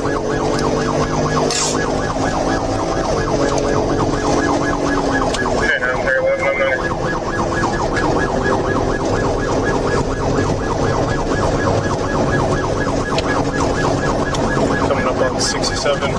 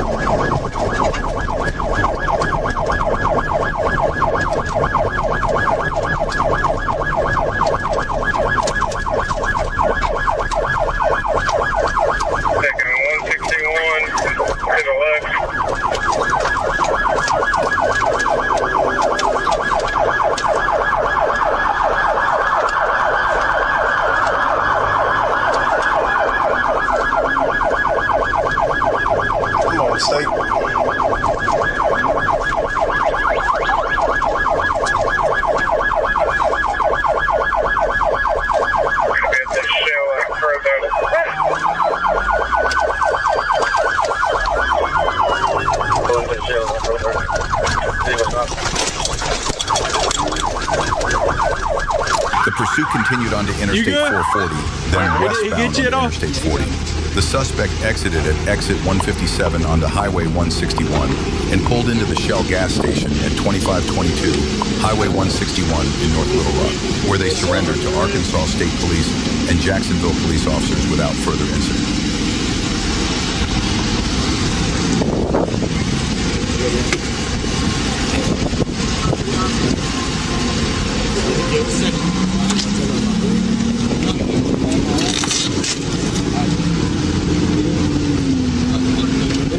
During the arrest, Officer Moody deployed K-9 Bono from the patrol vehicle. However, K-9 Bono broke free from Officer Moody's control and accidentally made contact with law enforcement personnel at the scene. The K-9 bit an Arkansas State Trooper on the right leg and then bit Officer Griffin on the left arm, leaving small red marks on the inner and upper part of Griffin's arm. Load! Load! At approximately 11:30 a.m. on July 2nd, 2024, the Delaware County Dispatch Center issued a "Be on the lookout" alert for a stolen vehicle, a white 2024 Toyota RAV4, last seen on U.S. Route 95 near mile marker 20 in Richland County. The vehicle had previously been involved in multiple pursuits with other agencies. Shortly after, a sergeant from the Ohio State Highway Patrol's Mount Gilead post spotted the RAV4 heading southbound on U.S. Route 95 in Knox County. When the sergeant attempted a traffic stop as the vehicle entered Fredericktown, the driver refused to pull over, initiating another pursuit. Left on Tuttle, back towards 95. Right on to 95, back heading into town.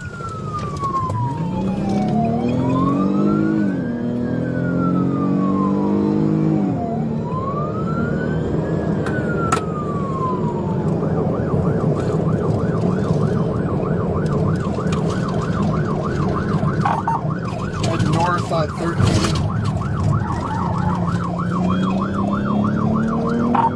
At least 2 occupants. Across the median, going signal 100. As the pursuit began, the suspect immediately showed extreme recklessness by crossing the grassy median and driving into oncoming lanes at high speed. From the way the vehicle maneuvered to escape, it was clear the suspects were not going to be easy to stop. I can't get in front of them.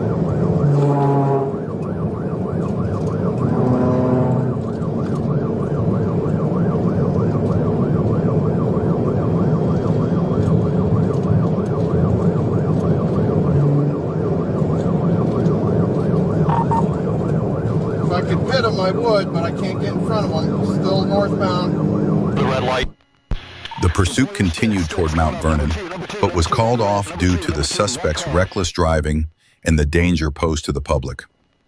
An aviation unit in the area responded and located the Toyota, tracking it from the air as it traveled along Interstate 71 through Morrow, Delaware, and Franklin counties. Ground units followed from a distance without activating lights or sirens. He doesn't have a shoulder to pass on, so he's slowing down just a little bit.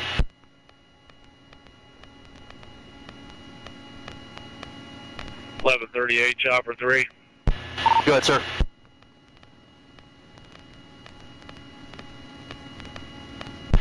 Go ahead, 1138.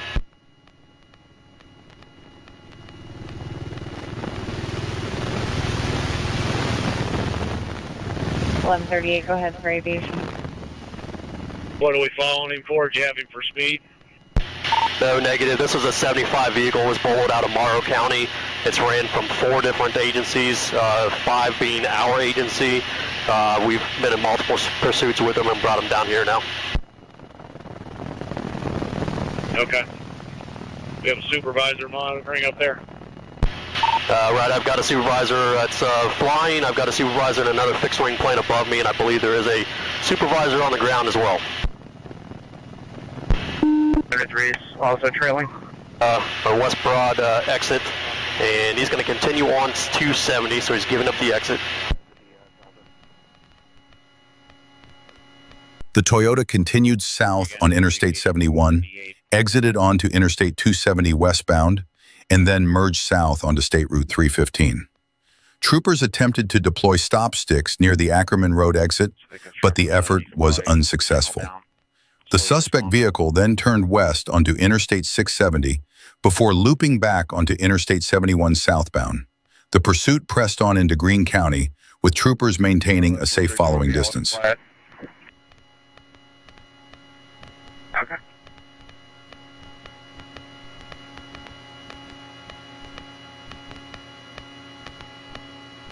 .1146, you did copy 1748 traffic of do not actively pursue, correct?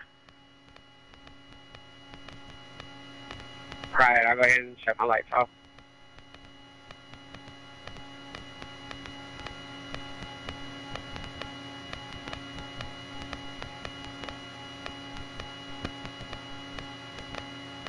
Six 7-4 West 7. We're coming up to, looks like State Route 38 and 71. I'm sorry, State Route 54, I believe. 56, disregard, sorry, 56. Still going to be southbound. Another set of stop sticks was deployed as the pursuit continued. This time, although the suspect attempted to swerve and avoid them, luck was no longer on his side.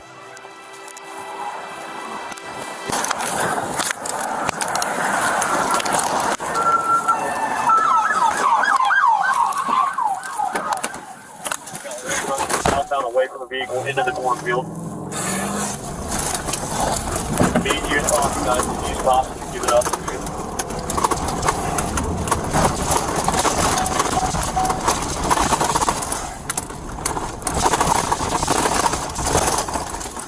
Right, this time we got whatever done.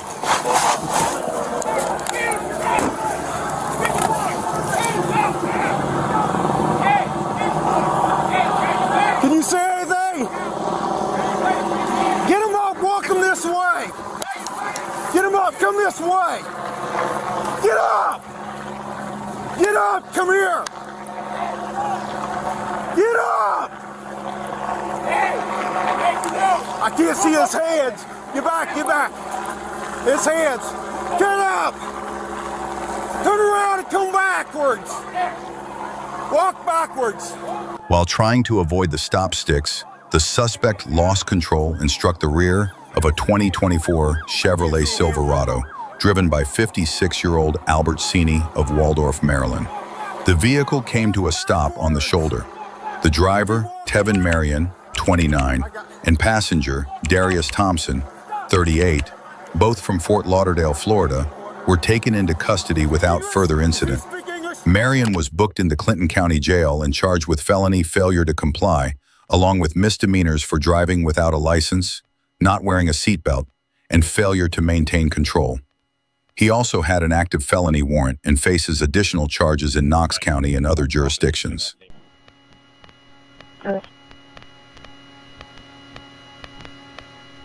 On May 15, 2024, at approximately 8:10 a.m., Trooper Whipple was patrolling near Scott Hamilton Drive and Baseline Road when he observed a yellow Dodge Challenger change lanes without signaling and repeatedly cross the double yellow lines. At the intersection of Hilero Springs Road and Pinecone Road, he attempted to initiate a traffic stop. The driver turned onto Pinecone, traveled slowly for about 100 meters, then stopped. Using the patrol car's PA system, Trooper Whipple issued verbal commands for the driver to park and shut off the engine. But the driver refused and fled westbound on Pinecone Road.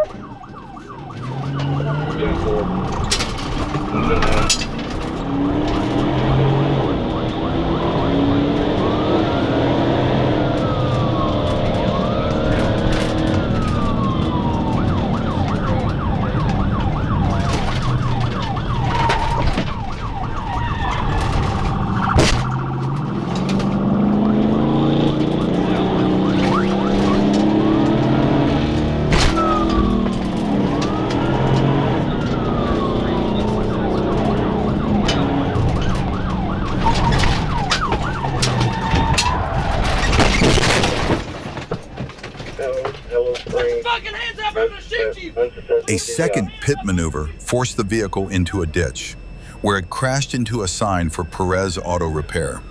The driver, later identified as Aaron Sadler, fled on foot carrying a backpack but was quickly apprehended. A search of the vehicle revealed 9 bottles of promethazine, more than 4 pounds of marijuana, and 24 packages of THC-infused edibles. Officers also found an additional bottle of promethazine in the backpack and $3,720 in cash in Sadler's pocket. At approximately 1:49 p.m. on December 21, 2025, Sergeant Jess Burris was on routine patrol on State Highway 25, near State Highway 225 in the city of Quitman, when he observed a red Ford traveling northbound at an apparent excessive speed. As soon as Sergeant Burris activated his emergency lights to initiate a traffic stop, the driver immediately accelerated and fled, prompting a pursuit.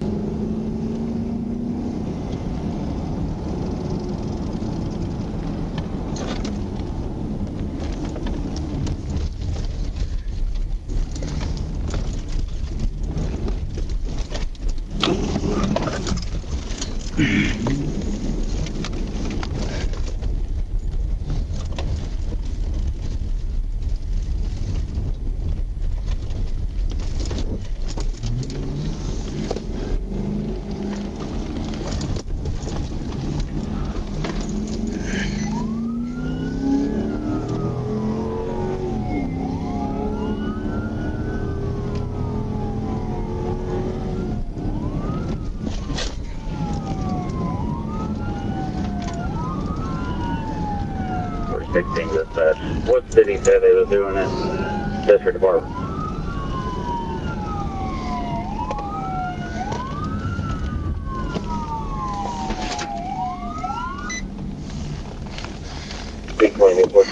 While entering a left-hand curve, the suspect lost control of the vehicle and struck a tree on the right side of the roadway, coming to rest in the middle of the road. The driver exited the vehicle and fled on foot into a wooded area, but after a brief chase, he was apprehended. The suspect was identified as Caleb Michael Phillips, who admitted he fled because his driver's license was suspended. At approximately 10:52 p.m. on April 1st, 2026, Trooper Jackson Shoemate received a request for assistance from the North Little Rock Police Department, which was pursuing a vehicle westbound on Interstate 630 in Little Rock.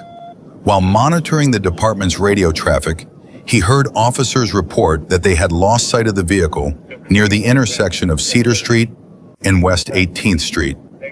Trooper Shoemate then traveled south on University Avenue and located the suspect vehicle, a white Honda Accord, at the intersection of South University Avenue and Broadmoor Drive at approximately 10:58 p.m., where it failed to stop for a red light. With emergency lights and siren activated, he attempted to initiate a traffic stop, but the driver fled.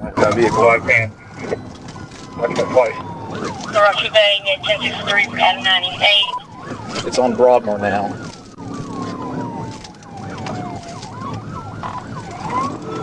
Speeds are 60, no traffic, passing Berkshire. So you got the car? Yeah, I've got it at Broadmoor and Berkshire. I'm on pursuit. At 98. Passing Barbara, speeds 50.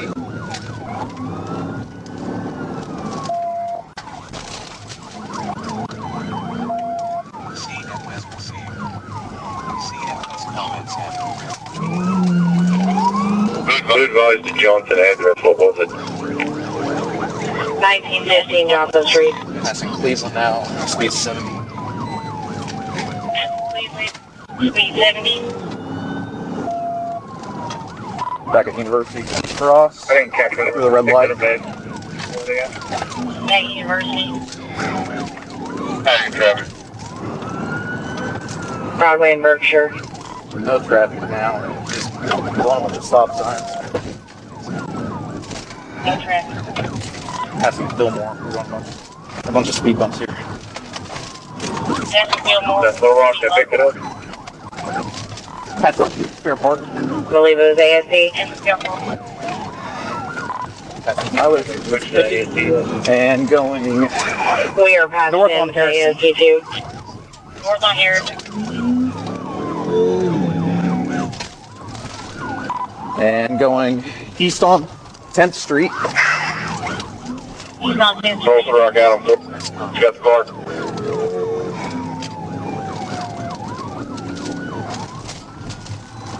Passing Jackson Street.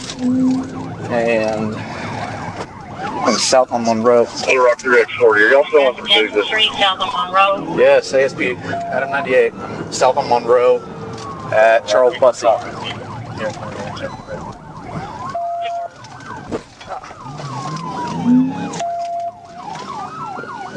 West on Charles Bussey, south on the next street over.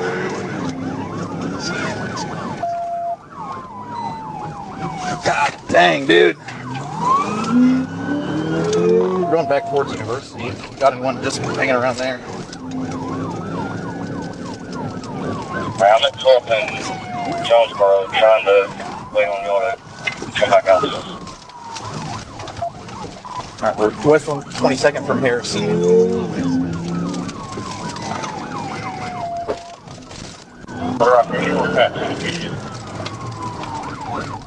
Although the vehicle was not traveling at extremely high speeds, the suspect drove through intersections with blatant disregard for safety. Along the narrow streets of the residential neighborhood, getting close enough to perform a pit maneuver proved difficult. For the moment, Trooper Shoemate's best option was to maintain pursuit at a safe distance and wait for a safer opportunity to act. West on 26th. Little Rock, he's currently in pursuit south on Bussey, I think. South on Fillmore.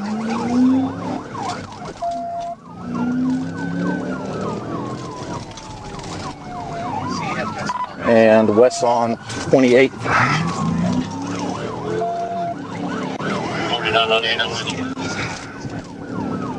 All right, call for me.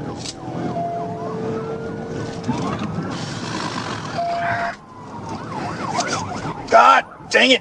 Fuck. Coming up to the university. Straight across.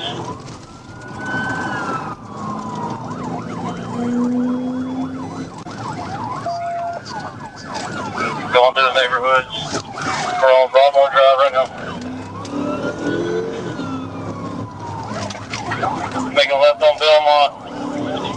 Speed's about 40. I'm not sure if he went down this way anymore. He may have blacked out. He went over a hill. I couldn't see him. Any updates anywhere? There's Little Rock units headed westbound on Asher right now coming to University. Looks like they're all westbound on Asher. There's people going in both directions. I'm not sure where we're going. We're back in the Broadmoor neighborhood. I lost him for now.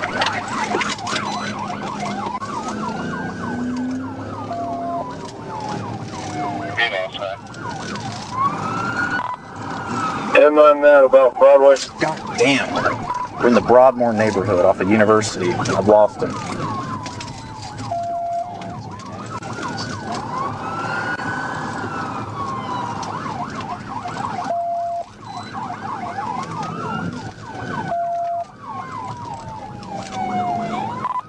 At 90 Little Rock, I'm going to shut it down for now. I can't see.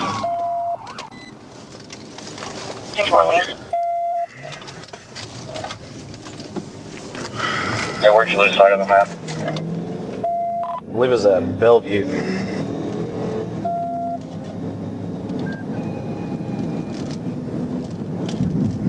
Sergeant Shoemate ultimately lost sight of the vehicle after it ran a red light at the intersection of West 28th Street and South University Avenue. Later, Officer Anthony Valise contacted Sergeant Shoemate and advised that he had previously stopped the same suspect vehicle, identifying the driver as Bradley Bryant.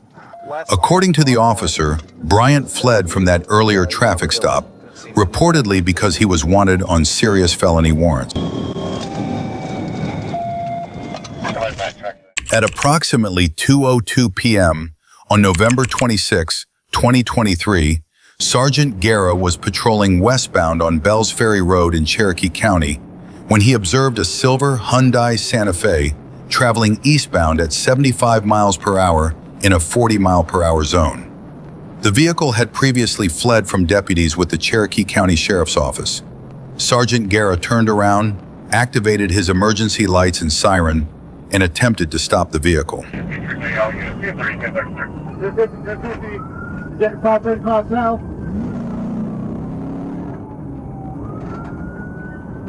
I'll send them out.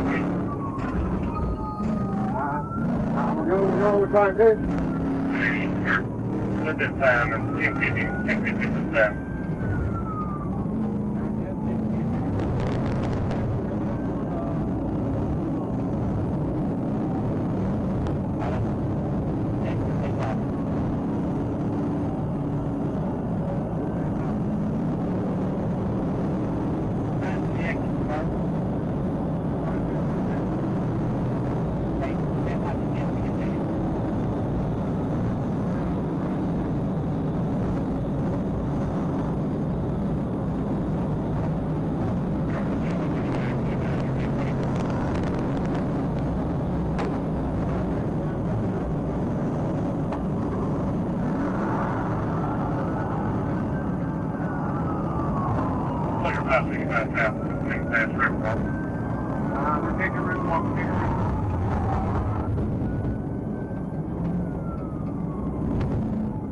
I'll take the lead wrong for this time.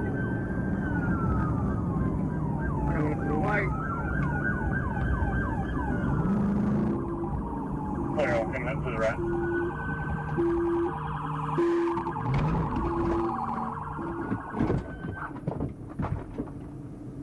After colliding with a patrol car and striking an officer, the suspect fled on foot.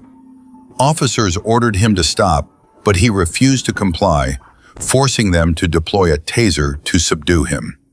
He was taken into custody shortly afterward and medically evaluated before being transported to jail.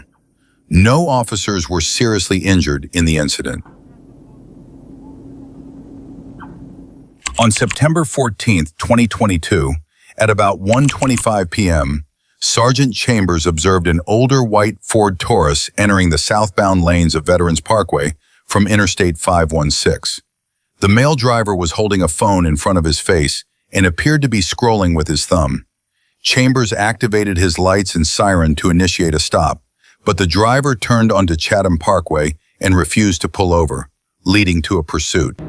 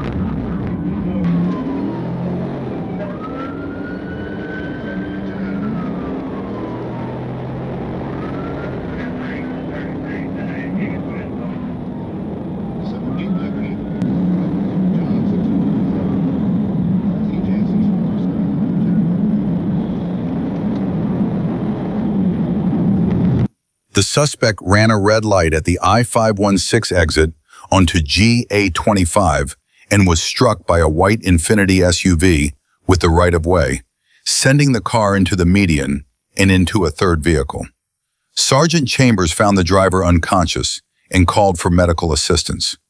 A search of the vehicle uncovered a loaded Glock 45 with 18 rounds, about 1.98 pounds of suspected marijuana, 2 unidentified pills, plastic baggies, a digital scale, and $1,530 in cash. The driver was identified as 24-year-old Javon Raheem Richards.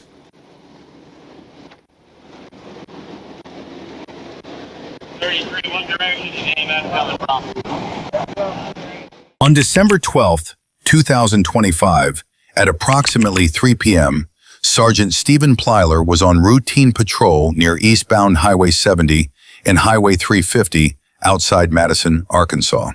While patrolling, he observed a silver Ford Escape approaching the intersection and noticed the rear license plate was improperly displayed. The vehicle then turned left onto westbound Highway 70 toward Forest City. Sergeant Plyler pulled in behind the vehicle and attempted a traffic stop.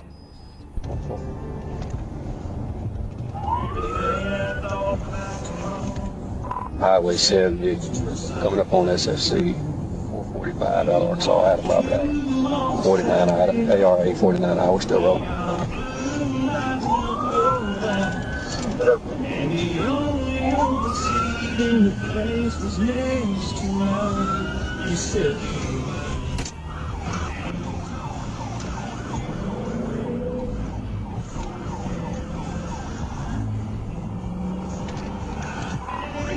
D10 proceeds to be about, we're still rolling.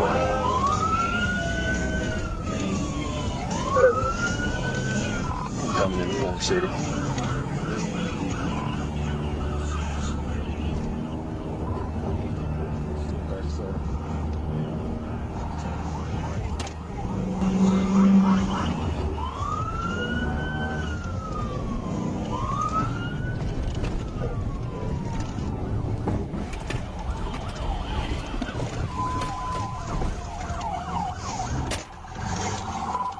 TBI. Immediately after the pit maneuver, The driver jumped out and fled on foot, but soon complied with commands and was taken into custody nearby. A search of the Ford Escape revealed a black Glock 43 X 9mm handgun in the center console, loaded with a magazine containing 9 hollow point rounds. Officers also found $102 in U.S. currency stored with Wilson's personal property. Sergeant Plyler checked the firearm's serial number through dispatch and confirmed it had not been reported stolen. On February 3, 2025, at approximately 7:51 p.m., Trooper Wright received a request to assist in a pursuit involving a red Dodge Charger fleeing police at high speed. Trooper Wright intercepted the pursuit near mile marker 281 and quickly assumed the primary position. At that point, the Charger was traveling at speeds exceeding 140 miles per hour, weaving recklessly through traffic and endangering other motorists.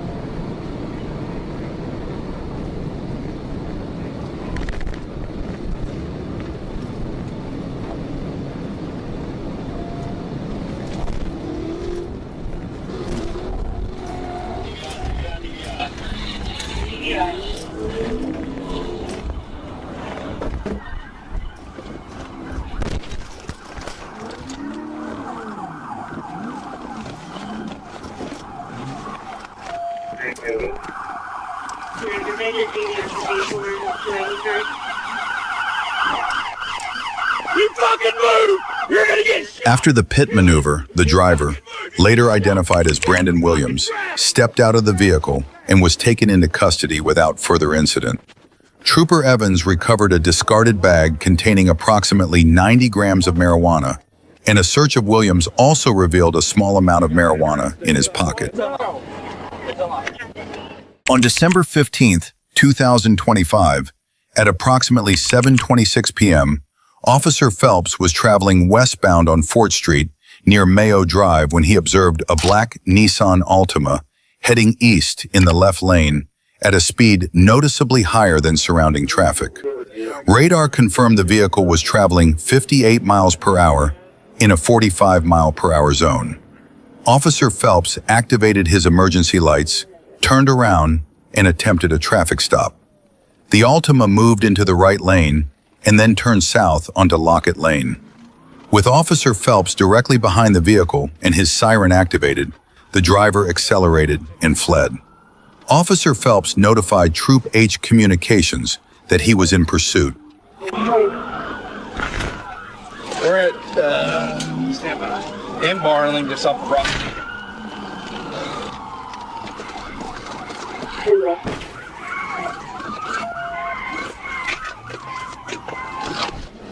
Get out of the car! Get out of the fuck!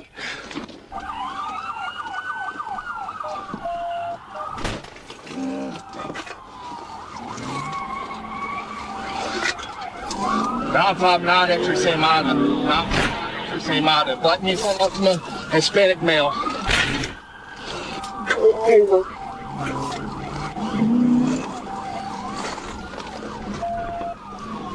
He hit my car. Stand by. We're on coming up the Stroger Lane. It's kind of a trailer park area.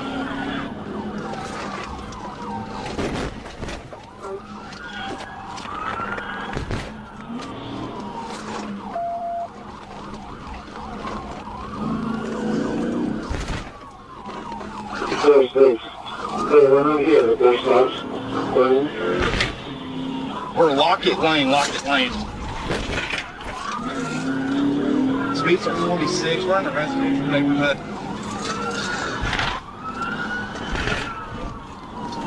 Going back towards Rogers, toward Fort Smith.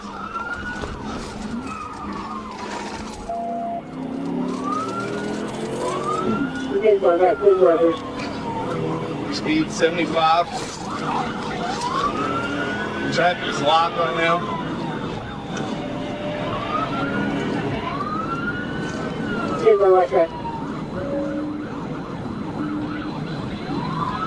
Pass the Mayo. Get off the radio.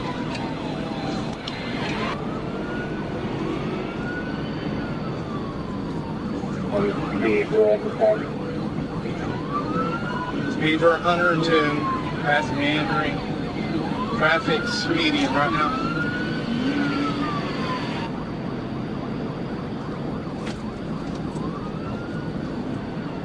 Passing South 91st. John Roger. Traffic's medium. Got to cut their red light. Clear left, clear right, clear left, clear right. Coming up to Hazard.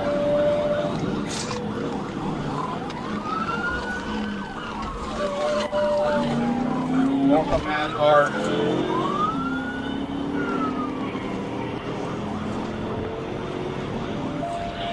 As the vehicle turned north onto Massard Road near Marks Lane, Officer Phelps executed a successful pit maneuver. The car spun and came to a stop facing south, but the driver accelerated again. During the attempt to flee, the front of the suspect vehicle struck the driver's door of Officer Phelps's patrol car, causing damage. The driver continued fleeing, driving even more recklessly. Warren Mark. He just blacked out. Speed 45. Going west on Mark.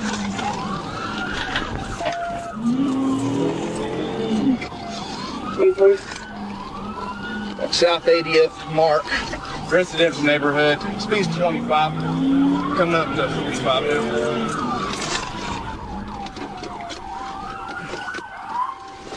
now. The driver later turned off his headlights while continuing to flee at high speed. The pursuit ended on South 81st Street when the vehicle entered a dead end near Adam Drive and stopped. Officer Phelps ordered the driver out, but he refused.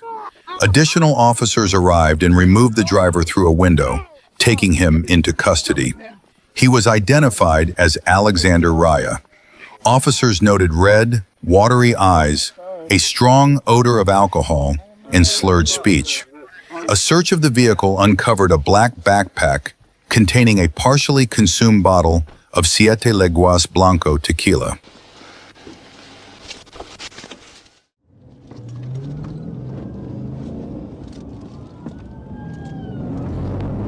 On the morning of February 14th, 2022, while couples were preparing for Valentine's Day celebrations, police officers remained focused on keeping the community safe.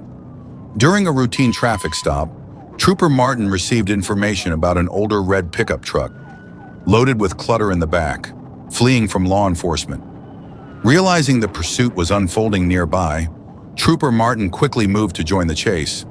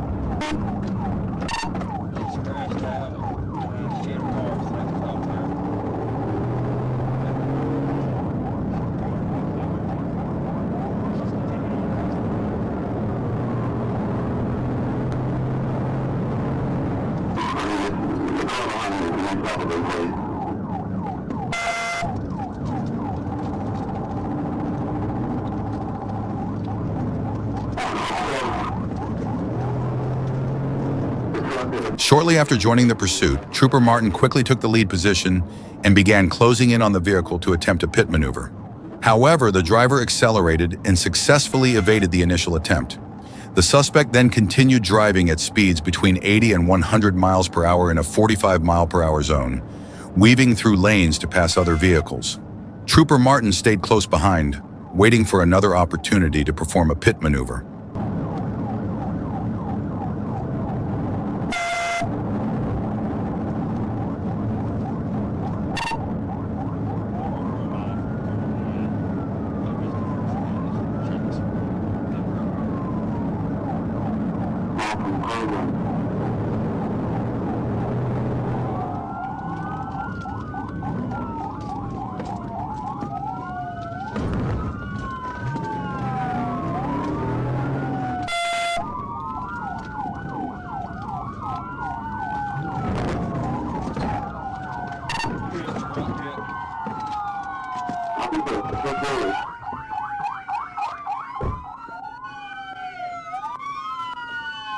After about 5 minutes of pursuit, Trooper Martin found another opportunity and attempted a pit maneuver. This time it was successful. The impact caused the fleeing vehicle to spin counterclockwise and come to a stop, where it was quickly blocked by another responding officer. The driver was taken into custody immediately without further incident.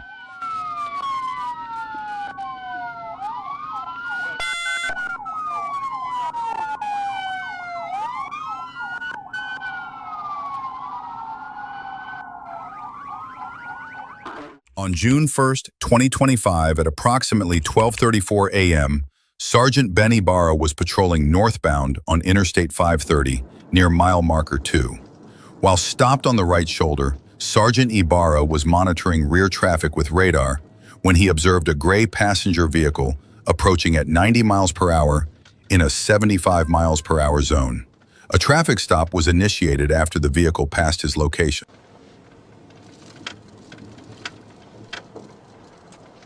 Academy to the right, 10, 15, 10, 25.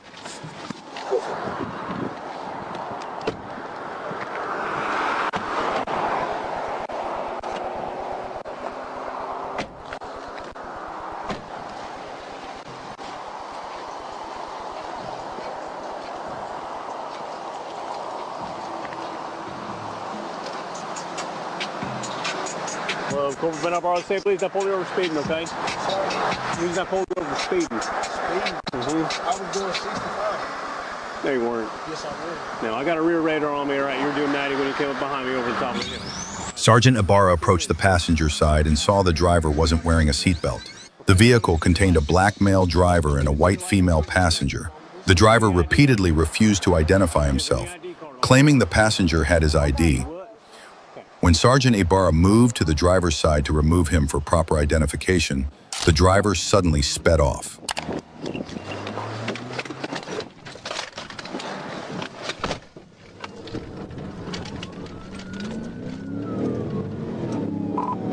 Adam 19, we're on 1037. 530 northbound of the 2.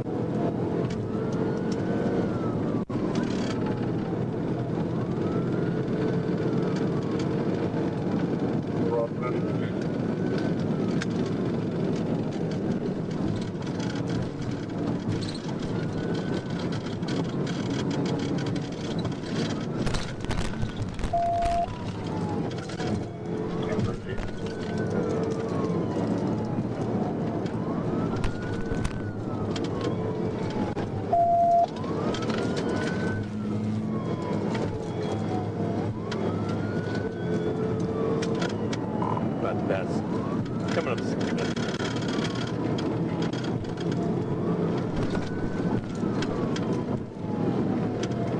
Slow down with this traffic here. Get through this traffic.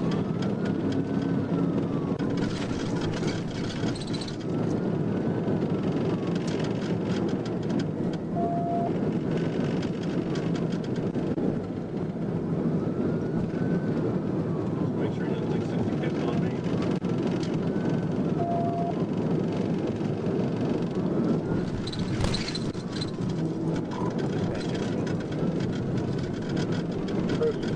The suspect fled northbound on I-530 before merging west onto I-30. reaching speeds up to 124 miles per hour in a 65 mile per hour zone.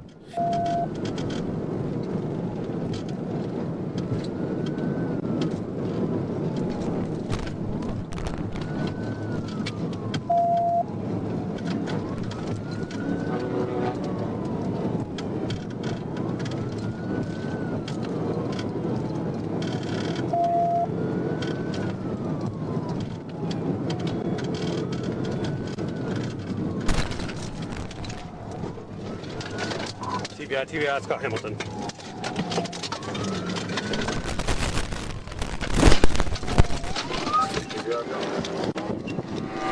Show me your fucking hands!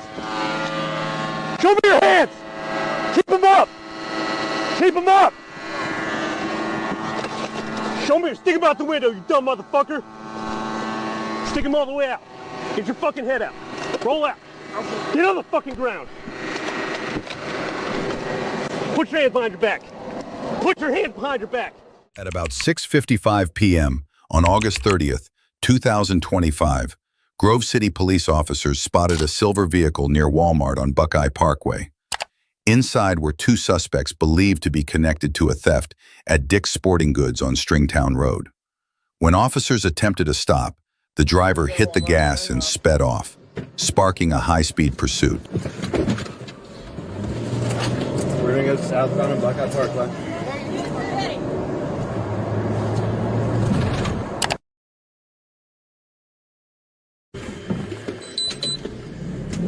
You just turned south on Hoover.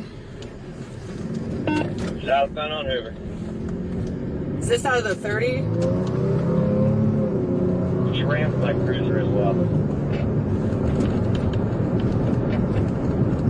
At what speed? 67 and 31, that's cars and people. 25 miles per hour, visual of it. It's probably close. It's 65 by now. The chase lasted several minutes before officers lost sight of the suspect's vehicle. Still, police continued searching and soon spotted it northbound on Interstate 71. As soon as the suspects saw patrol units, they hit the accelerator again, pushing speeds past 120 miles per hour.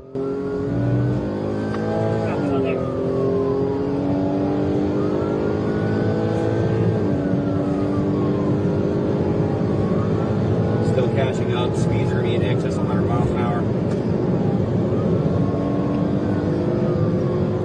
If he's driving 75 cars in the wrong lanes, we can take him out.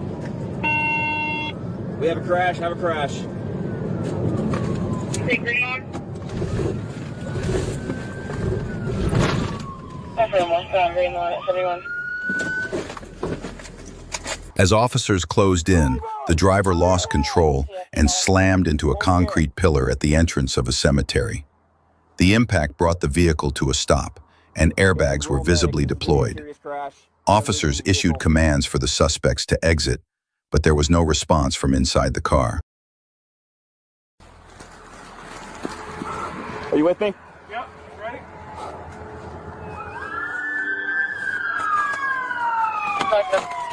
Copy.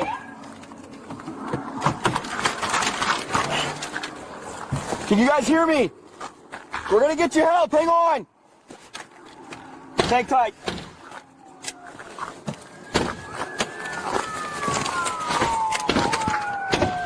We got two trapped. Here, let me get through here. Here. Watch out. Heel.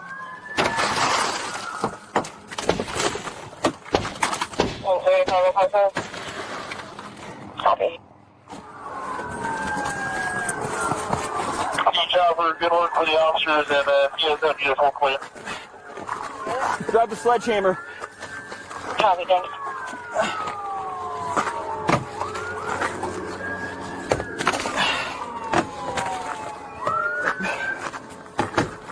You take something out the car side. Copy. Oh!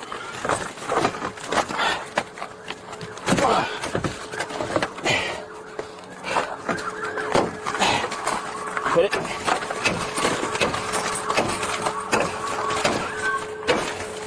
Officers found both suspects unconscious inside the vehicle and worked quickly to pull them out as additional units arrived.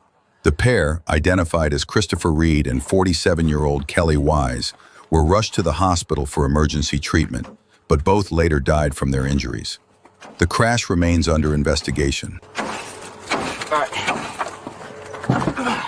On June 12, 2025, at approximately 12:32 a.m., Trooper Schwab was monitoring traffic on southbound Interstate 49 near mile marker 68 when he observed a black Cadillac pass by with what appeared to be a malfunction indicator illuminated. As he attempted to catch up, the driver accelerated. Radar confirmed the vehicle was fleeing at 114 miles per hour. Schwab notified dispatch and initiated a pursuit.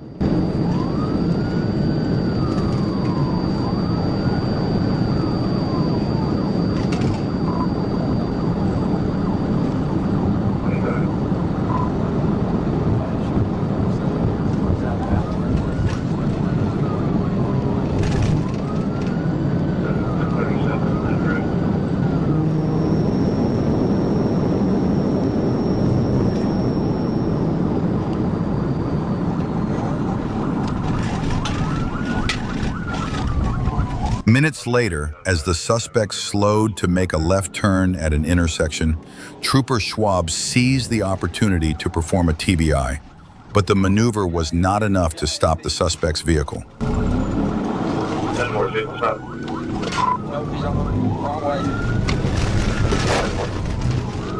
Shit.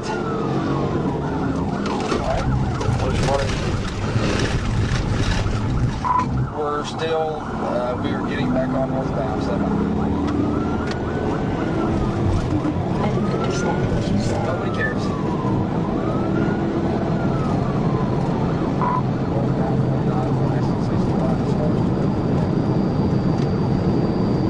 We're not heading northbound at 61.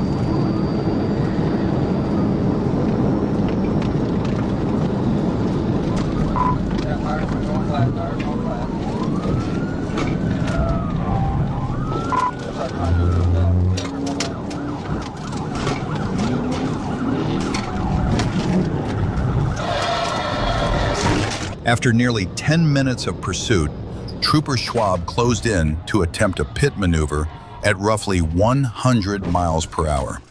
At that moment, the suspect's vehicle suddenly suffered a tire failure and began to slow. Seizing the opportunity, Schwab executed a second pit, sending the Cadillac spinning counterclockwise across the roadway. Trooper Phipps, following close behind, moved in to box the vehicle. At approximately 11:49 p.m. on April 11, 2025, Officer Lucas was traveling northbound on Riverdale Road, directly across from the Riverwalk Apartments at the intersection of Riverwalk Place and Riverdale Road, when he observed a white Nissan Altima heading southbound. The vehicle suddenly made a U-turn directly in front of him, roughly 30 feet from the median, forcing Officer Lucas to brake hard to avoid a collision.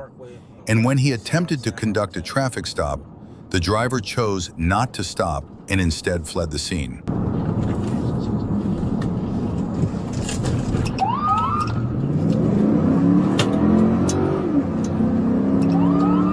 Cobra 2 radio on the vehicle appears to be taking off. It's a white Nissan. We're going 285 eastbound. He just blacked out. I'll be in pursuit radio.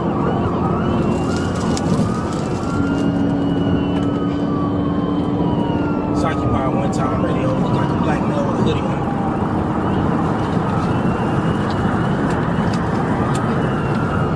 .285 east, coming up to the 75 split.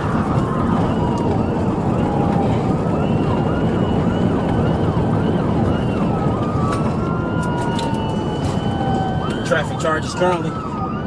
Just got off at South Outer Loop Road.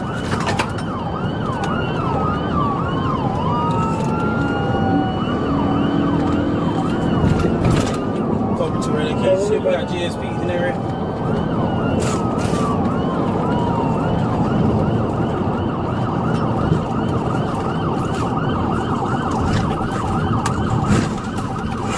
Cobra 2, he just made a right turn onto Lake Mirror Road. about 70.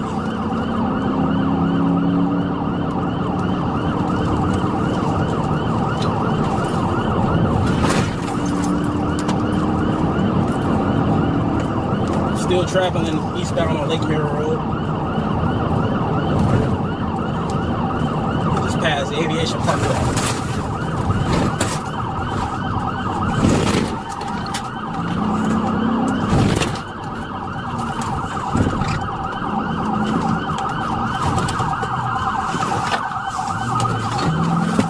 He's turning back out, leaving out the office already. He's turning around, he's leaving out of the office already.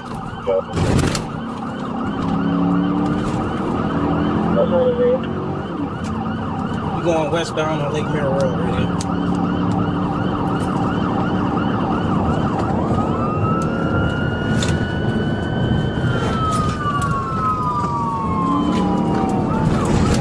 Doing my best to try to get up on him now. When I get a chance, I'll get him off the road.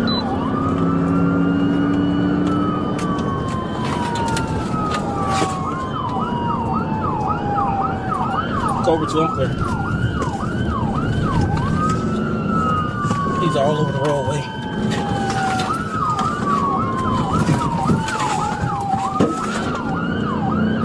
Failed pit attempt.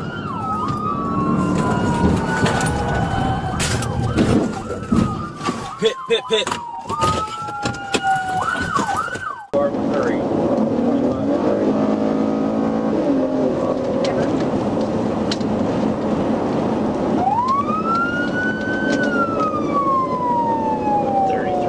We're still traveling westbound.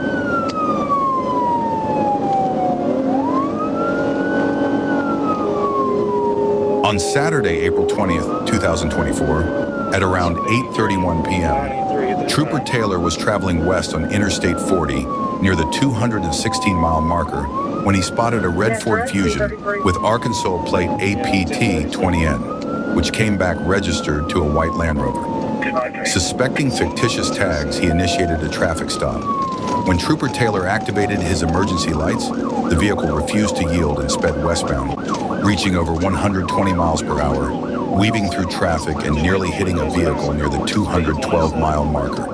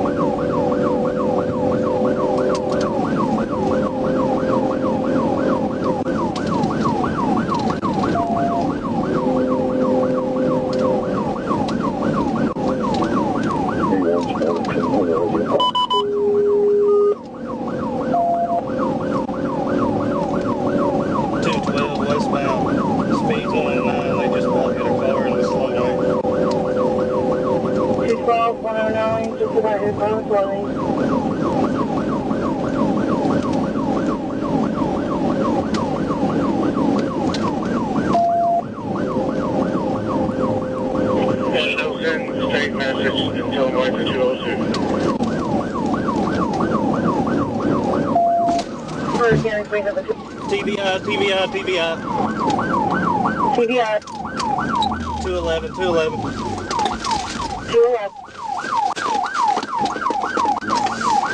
Still going.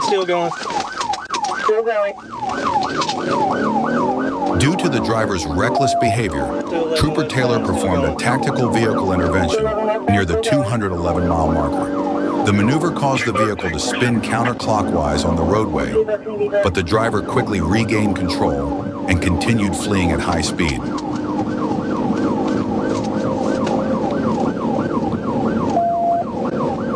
Speed's 100.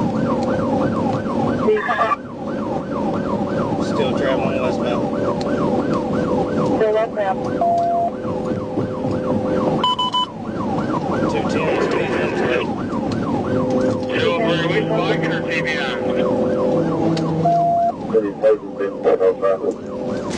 still waiting at the dealership. TBI unsuccessful. We can try TBI. TBI unsuccessful.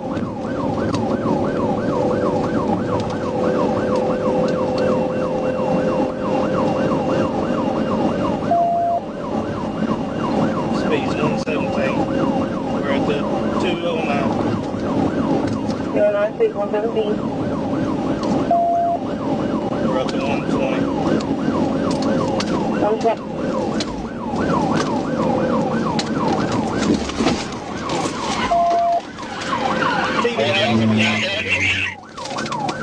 TBI.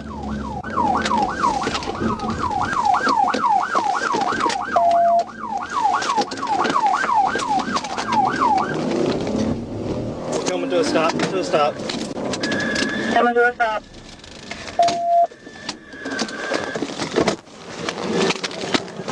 Let me see your hands! Let me see your hands! Put your hands in the air! On the evening of March 10, 2024, a trooper from the Michigan State Police Metro South Post located a stolen Dodge Durango. When the trooper attempted a traffic stop, the suspect immediately fled, prompting a pursuit. We're in pursuit, 20 eastbound through 14th Street. Eastbound through 14th, would you like the air? Yep, we're good right. Through Rosa Parks. Speeds of 60. Speeds of 60 through Rosa Park. 2211 manager. Alright, we're through the lodge, eastbound. We're speeds of 70. Eastbound through the lodge, speeds of 70. Continuing eastbound, we're going to be coming up the Grossbeck here. Eastbound approaching Grossbeck. Speeds are steady at 100. Through Grossbeck. Where's that Grossbeck? Through Grossbeck, 100 miles an hour.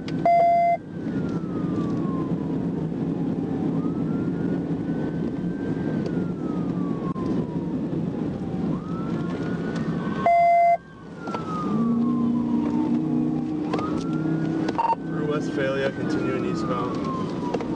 Through Westphalia. Good, you can split this.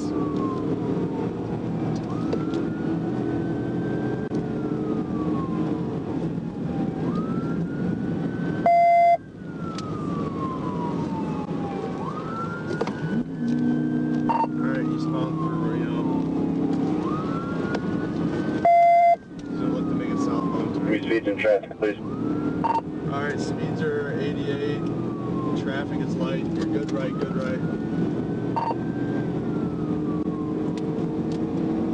We're gonna be coming up the grass ship. Go through it.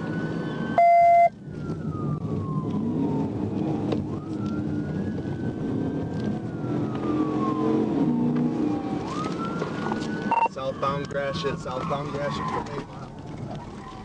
Southbound Gratiot from 8. Who's behind me? Who's behind us, secondary? Right. Up Dave. Good right, you're good right. You got clear traffic. It's gonna crash. How? Still, I don't know what he's doing. As the suspect vehicle began to slow down, troopers quickly closed in to execute a pit maneuver. Although the driver attempted to evade, this time he was unsuccessful. The Dodge Durango spun out and slammed into a utility pole. Moments after the crash, the vehicle caught fire, prompting troopers to shout at the driver to exit immediately. The suspect was taken into custody while officers urgently called for a fire extinguisher to put out the blaze. It was fire. The car fucking caught on fire. I don't know, but it caught on fire. Yeah. At approximately 1:19 p.m. on October 24, 2025, dispatch from Troop A reported a green Jeep Gladiator had just been stolen. Little Rock police advised that a firearm was left inside the vehicle at the time of the theft, and that the female suspect might be armed. The vehicle's location was being electronically tracked as it traveled southbound on Interstate 530, then exited at exit 10 onto US Highway 167 South. Trooper Bratton soon spotted the stolen Jeep on US Highway 167 near Gillette Trail. traveling about 85 miles per hour in a 60 miles per hour zone. He caught up to the vehicle and activated his emergency lights and siren. In response, the driver shook her head, no, refusing to stop, marking the start of a high-speed pursuit.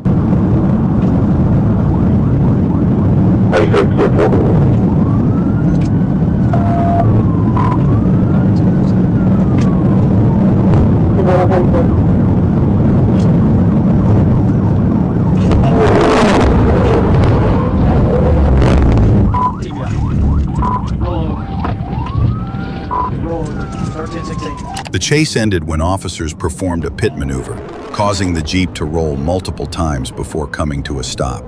The driver, later identified as 36-year-old Paige Chandrell Flood, was ejected from the vehicle and suffered serious injuries.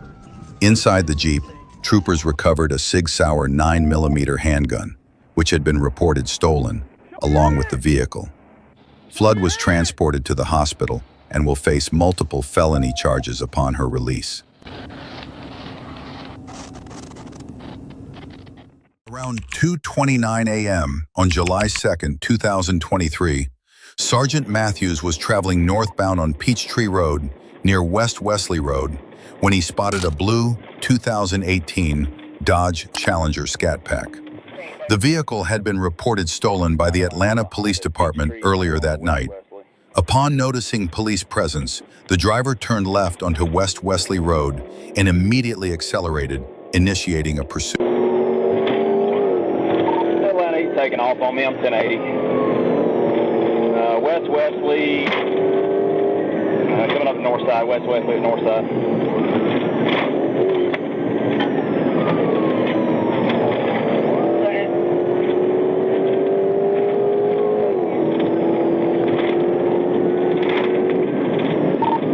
Clear on 1080, West Wesley with that 1099 vehicle.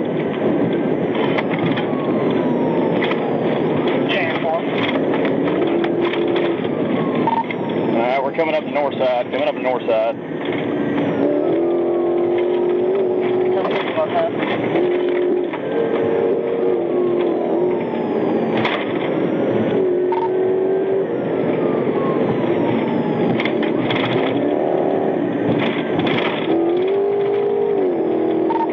We are passing north side. He's losing it. Stand by. All right, he got it back. Still on West Wesley. Still on West Wesley. We're continuing. Stand by for a pit. They might be bailing. Passenger. After an earlier loss of control by the driver, the pursuit reached the intersection at Moores Mill Road, where a passenger jumped from the vehicle while it was still traveling at high speed. Despite the danger to his companion, the driver continued to flee without slowing down. Up on Moores Mill.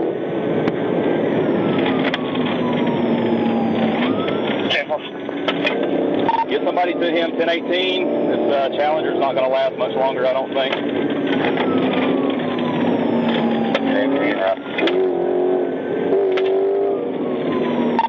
Now we're going through another stop sign that's clear.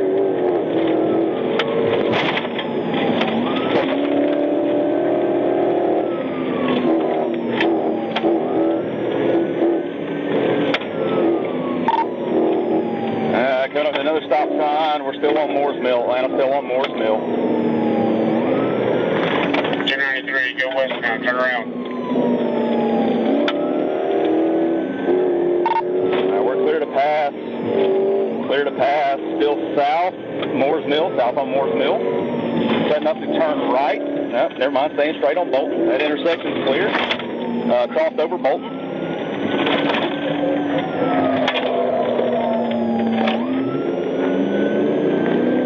We turn right on Marietta, right on Marietta.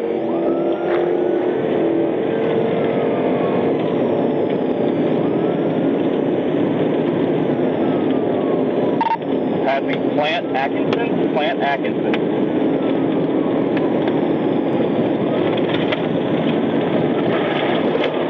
As the suspect turned west onto Marietta Boulevard, the pursuit entered Cobb County. The front right tire had already blown out from an earlier impact. Trooper Matthews attempted a pit maneuver but was unsuccessful. Even with one tire gone, the suspect continued fleeing at high speed. Passing North Church Lane. North Church Lane. Anybody close to me? All of you coming to 25. You're going to hit 25 in just a second. All right, I don't know how much longer my car is going to last, but we are going over 285 now. Going over 285 now. Let's start running confident.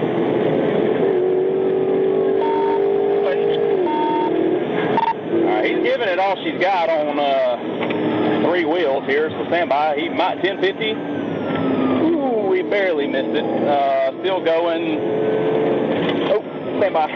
He keeps trying to turn, he can't do it. So we're staying on Atlanta Road. So now we're northbound on Atlanta Road. Whoever get here as quick as you can and try to take over. I don't know if my car is going to make it.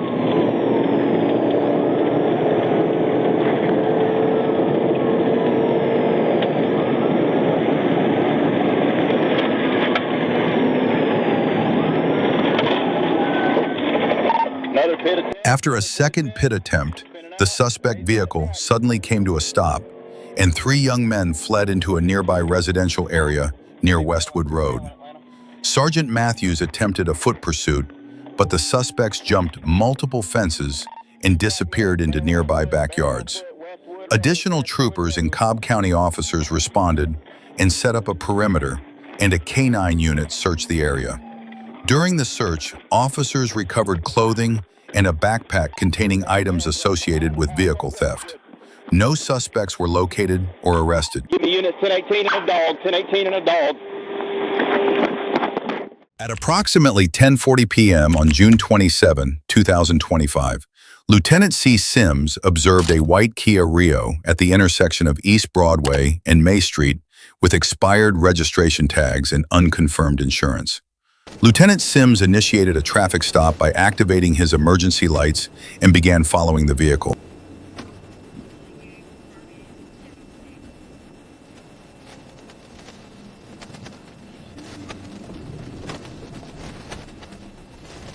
Dave 30 traffic.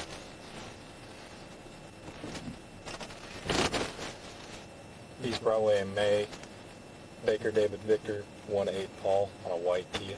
Initially, the driver appeared compliant, but as Lieutenant Sims exited his patrol unit, the driver of the Kia suddenly fled the traffic stop, heading southbound on May Street before turning eastbound onto Washington Avenue at a high rate of speed.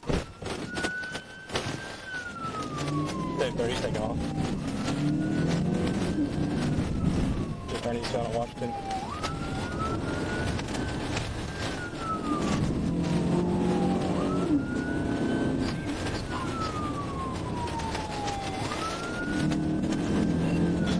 Stop signs.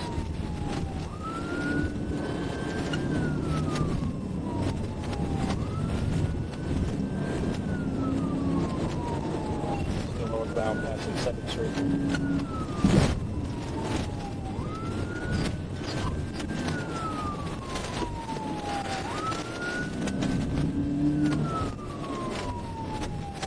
Crash, crash, crash. The pursuit came to an end when the suspect vehicle crashed at the intersection of Daisy Bates Drive, 14th Street, and Arch Street. Officers ordered the driver to exit the vehicle and lie face down on the ground. The driver complied but was only able to crawl a short distance before stopping. Lieutenant Sims and Officer Wade approached and took physical control of the driver, later identified as Devin Chisholm. During this time, the passenger briefly leaned out of the driver's door. Officers moved to clear the vehicle but were informed by both Chisholm and the passenger that no one else was inside.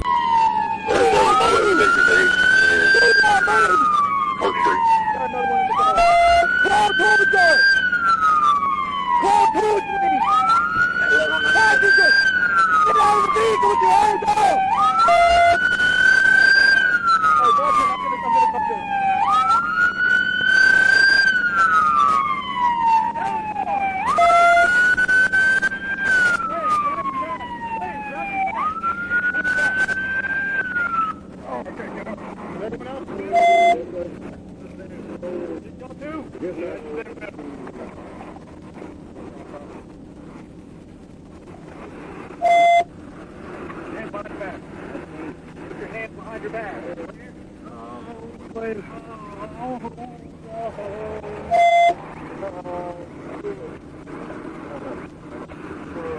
where you hurt at, buddy? Oh, my back. What about you, partner? You okay?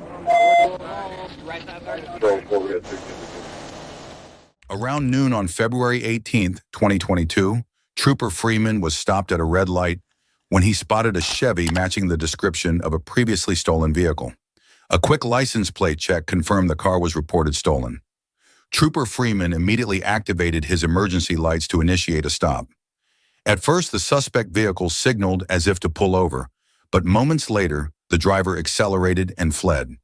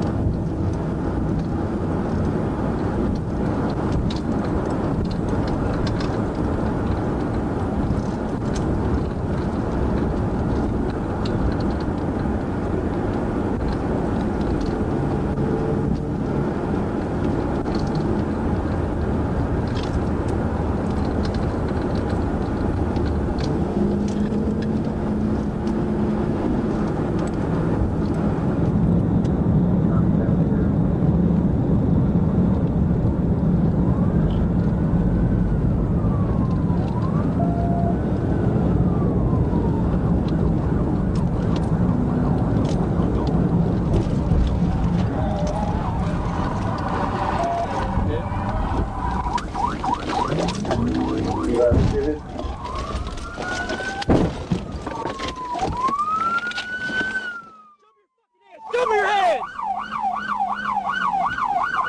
Show me your hand! Following the pit maneuver at 111 miles per hour, the suspect's vehicle was blocked by the patrol car. The suspect surrendered and was taken into custody without further incident.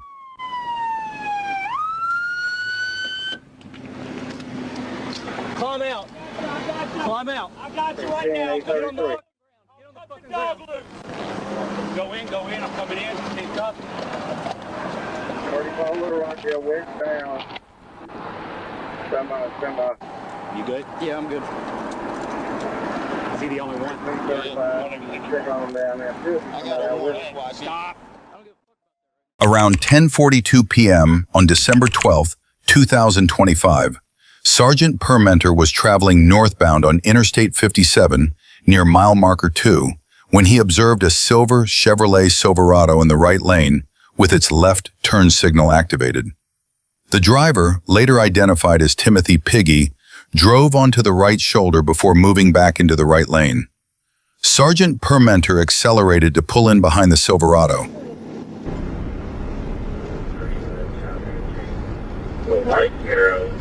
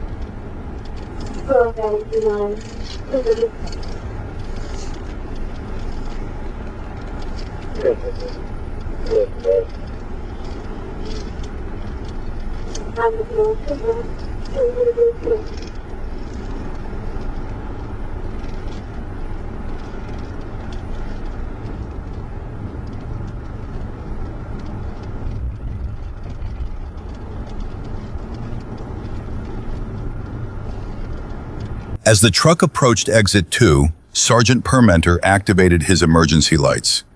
Piggy continued past the exit and through a wide shoulder area. Permenter then activated his siren. Piggy slowed to about 35 miles per hour but did not stop, continuing to drive while failing to maintain a single lane.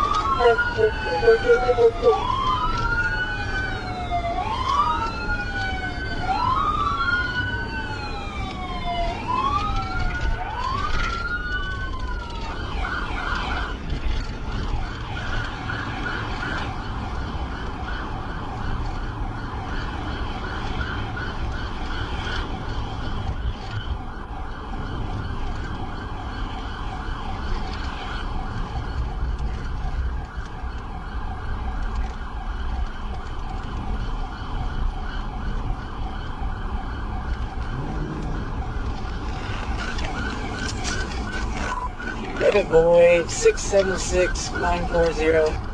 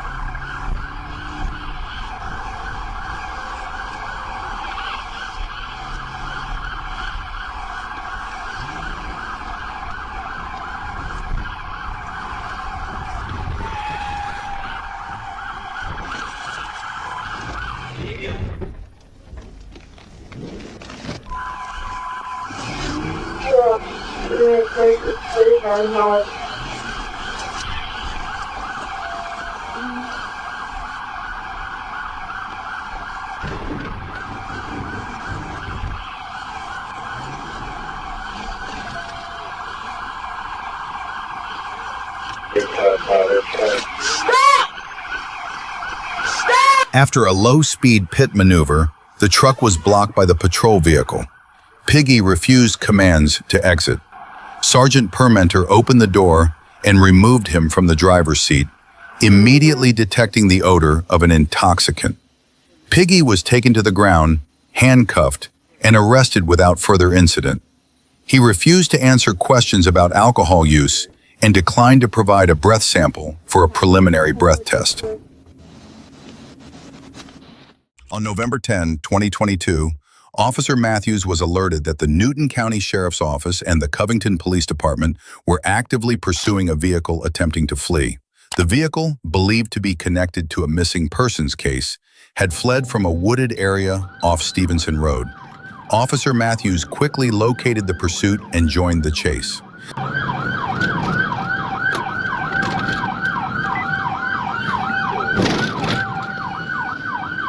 918 radio. Good now. 918 radio. I'm helping another jurisdiction in a 1080. 918. 36 at High Point Church. We're southbound on 36. Where are you cleared? Feeler 710 308. Pickett Bridge Road. Just went down Pickett Bridge Road. Pickett Bridge Road.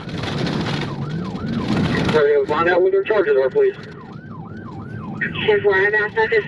In the following minutes, the suspect turned onto a dirt road, seemingly attempting to use the dust cloud kicked up by the vehicle to obstruct the officer's visibility. The tactic appeared effective, as the pursuing units temporarily lost visual contact with the suspect's vehicle.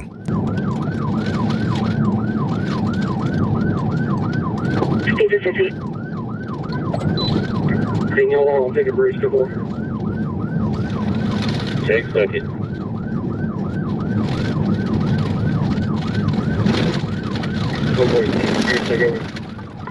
Okay, I will, but I can't get up there. I can't see. Summit 1080 for service southeast. Radio is PD still in the lead.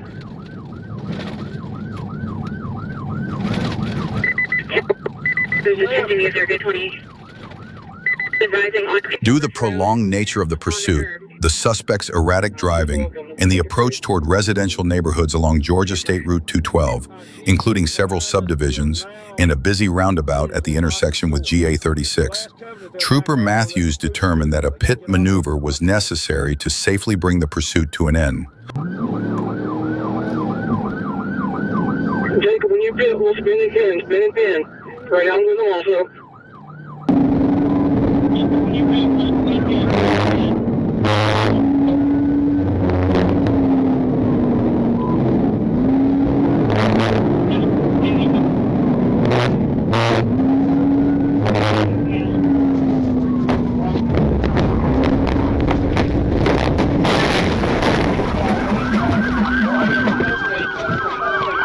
A precise pit maneuver forced the suspect's vehicle off the road and into small trees. Captain Jones and Sergeant Gilbert arrested the driver, identified as Jesse Hardiman, a convicted felon on felony probation with 6 prior license suspensions. The vehicle had a stolen plate registered to a different car and lacked valid insurance. A search uncovered 3 loaded firearms within reach: a Taurus PT 2417 pistol, a Tenfolio Witness Classic 2 pistol, and an unmarked .22 caliber rifle. Officers also found a stolen license plate, around 12 loaded magazines, and additional ammunition inside the car.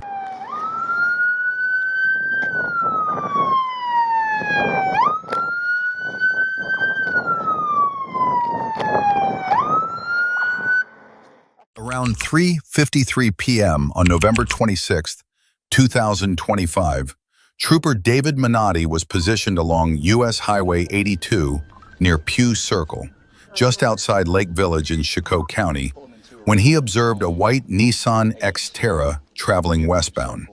The vehicle came to a stop at 4669 U.S. Highway 82, just west of Pew Circle. Trooper Minotti approached the driver and initiated contact.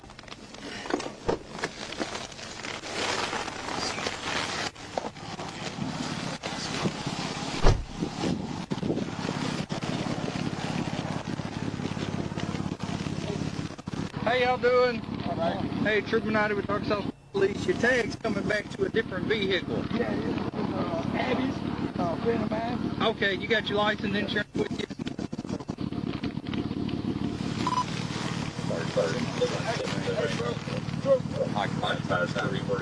As Trooper Minotti explained the reason for the stop and asked the driver, Mickey Cannon, to provide his license and proof of insurance, he detected the odor of marijuana coming from inside the vehicle. When questioned about it, Cannon claimed his passengers had been smoking earlier. He then opened the door, revealing that he was wearing a catheter and that his left leg was largely paralyzed from a prior accident.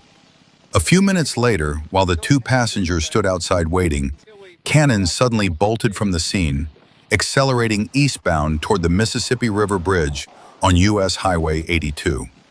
Trooper Minotti initiated pursuit.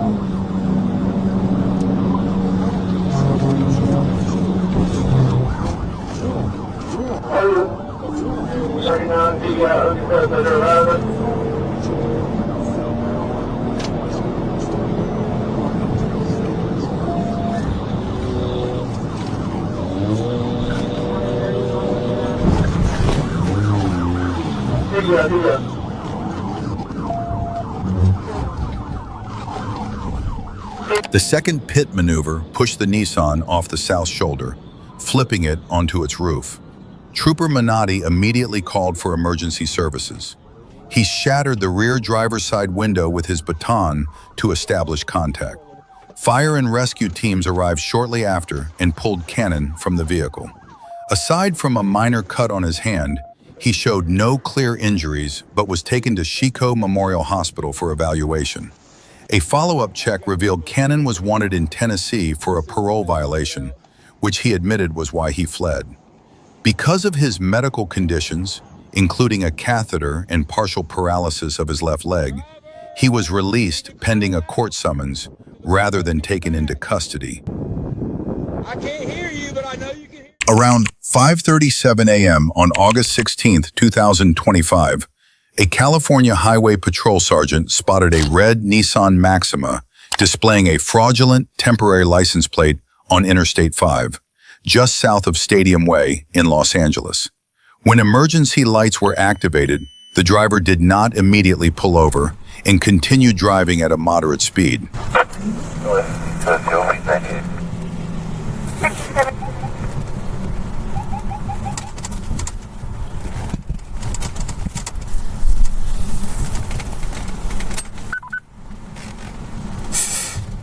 Nissan Sentra, take the next exit.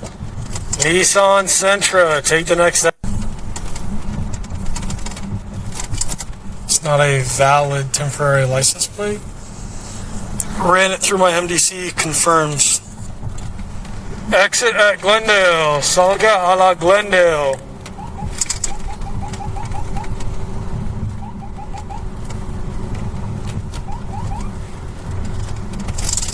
Exit at Glendale, exit at Glendale, exit, Salga, Salga, exit, exit.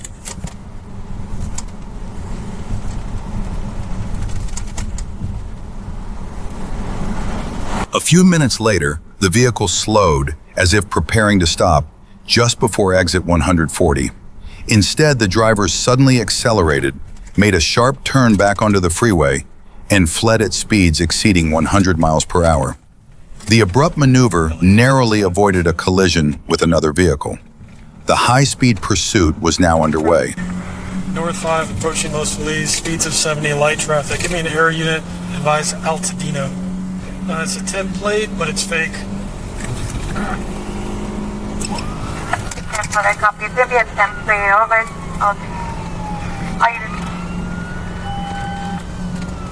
S5, North 5, approaching Griffith Park, speeds of 115. Can you ask for Allied Air, please?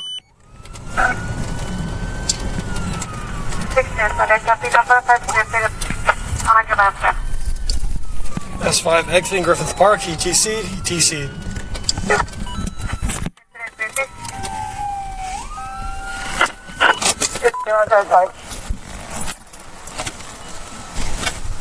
Please hit that like button if you enjoy this video, and consider subscribing if you like watching California police chases.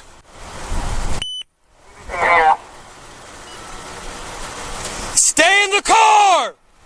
Roll down your windows! S5, I'm on Griffith Park off, TC'd on the off-ramp. Felony procedures, weapon put in northbound. Put your hands up!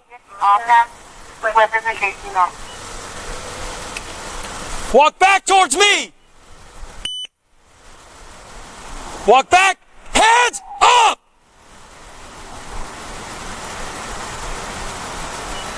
Right there's good! Get down on the ground! Get down on the ground! Put your arms out to the side! After the crash, the driver complied with officers' commands and was taken into custody without further incident. The driver was later identified as William Dorsey, an off-duty armed security guard. A search of the vehicle recovered a handgun loaded with a magazine containing 9 rounds. At approximately 1:09 p.m. on April 24, 2026, Trooper Marshall Hill was traveling westbound on Highway 412 near Mustine Road, west of Taneytown, when he observed a Chevrolet sedan speeding through a construction zone in the inside lane.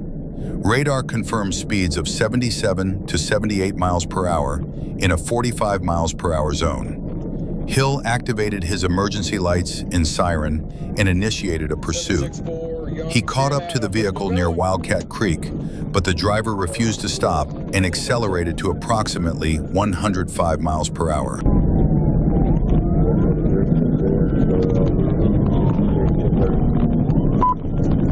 764, Young Sam Adam, 412 westbound, coming up to Latrell.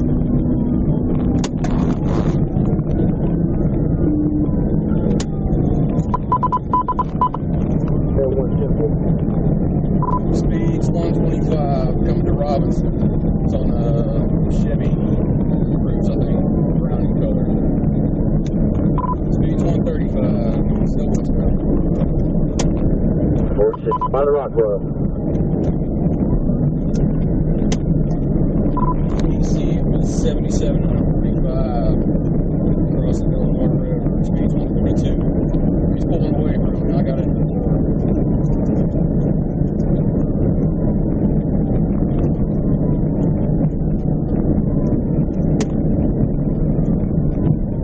He's about to wreck out. Wreck out, roll over.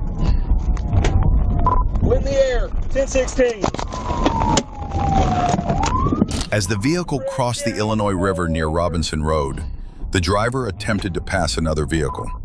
During the maneuver, she appeared to overcorrect on a right-hand curve, lost control, and struck a cable barrier. After the crash, Trooper Marshall Hill approached and heard loud music coming from inside. Looking through the shattered rear window, he observed a female driver trapped beneath the collapsed roof. EMS arrived and extricated the driver, later identified as Krista Bunch. While still trapped, Bunch stated she had panicked and was in a hurry due to a personal matter. Is it just you?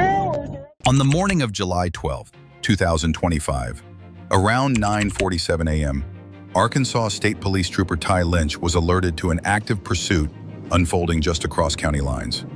The Perry Police Department had been chasing a white SUV that crossed into Perry County from neighboring Faulkner County and called for backup. Trooper Lynch responded quickly and intercepted the pursuit near McNulty Drive, where the suspect was speeding westbound.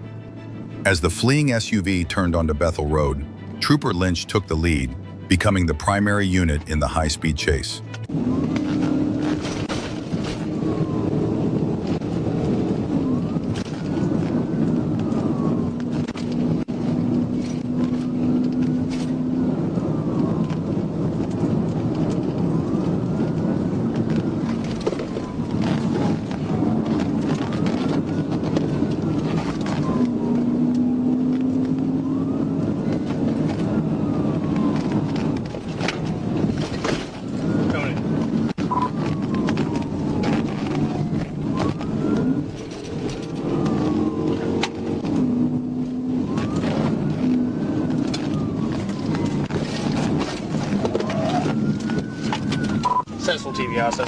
As the SUV neared the town of Houston, the driver abruptly braked and swerved across the road. Trooper Lynch moved into position on the passenger side and executed a precise pit maneuver, bringing the vehicle to a stop. Deputies from Faulkner County quickly took the suspect into custody for the Perry Police Department. EMS cleared him at the scene. The suspect, identified as 34-year-old Stephen Isborn, was transported to the Perry County Detention Center for booking.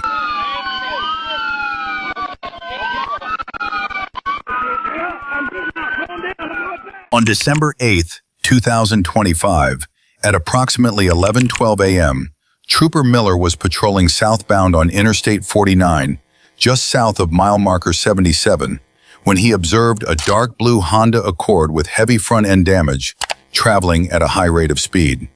His front radar was active and registered the vehicle at 122 miles per hour in a 70 mile per hour zone. Trooper Miller immediately activated his emergency lights and siren and began closing the distance.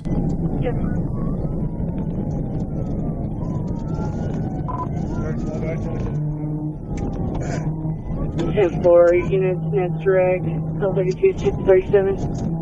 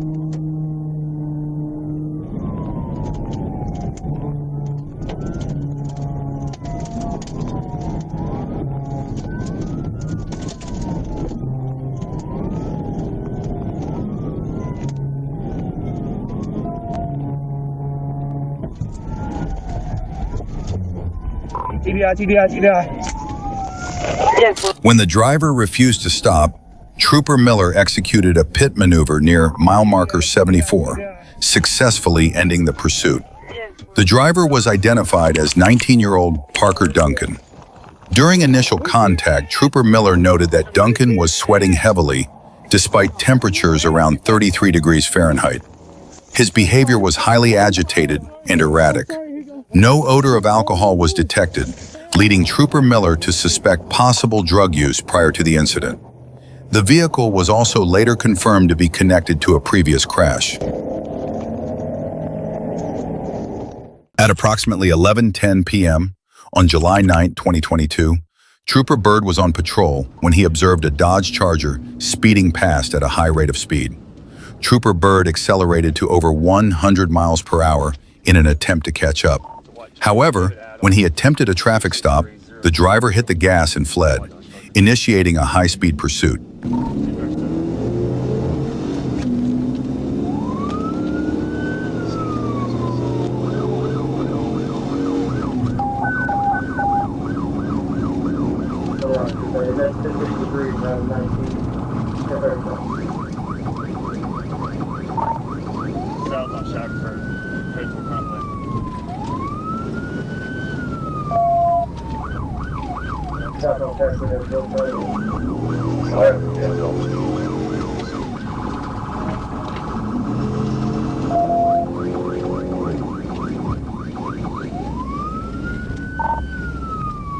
That's 36.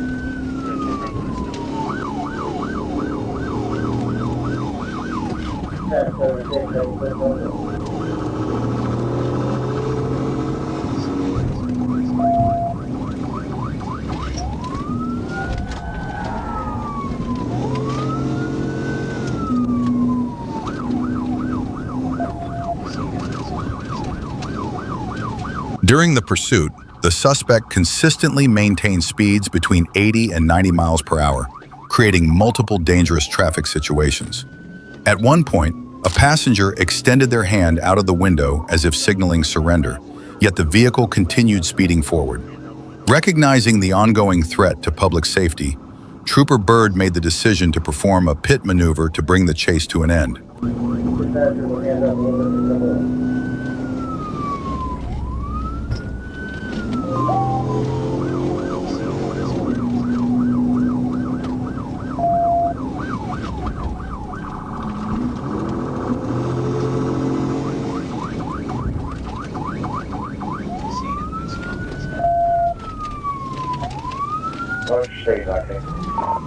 We just turned right to go back to the stagecoach. We're on stagecoach 824. Speeds 80, light traffic.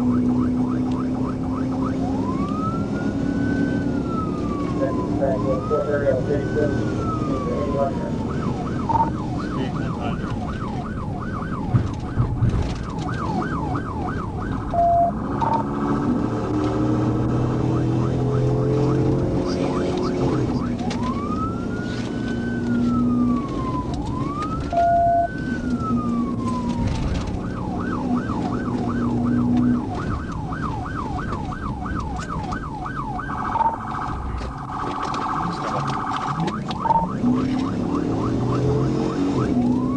100.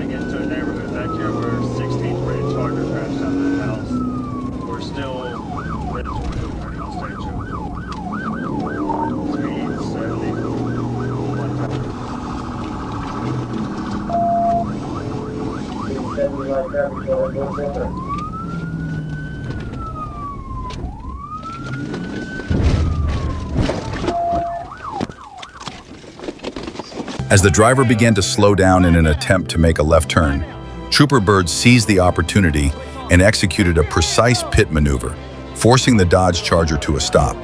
All 4 occupants complied with commands, extending their hands out of the windows while waiting for backup to arrive. While they waited, the driver leaned out of the window to inspect the damage to the vehicle. Had he simply pulled over and accepted a citation, things might have ended differently. All 4 were taken into custody shortly after, without further incident.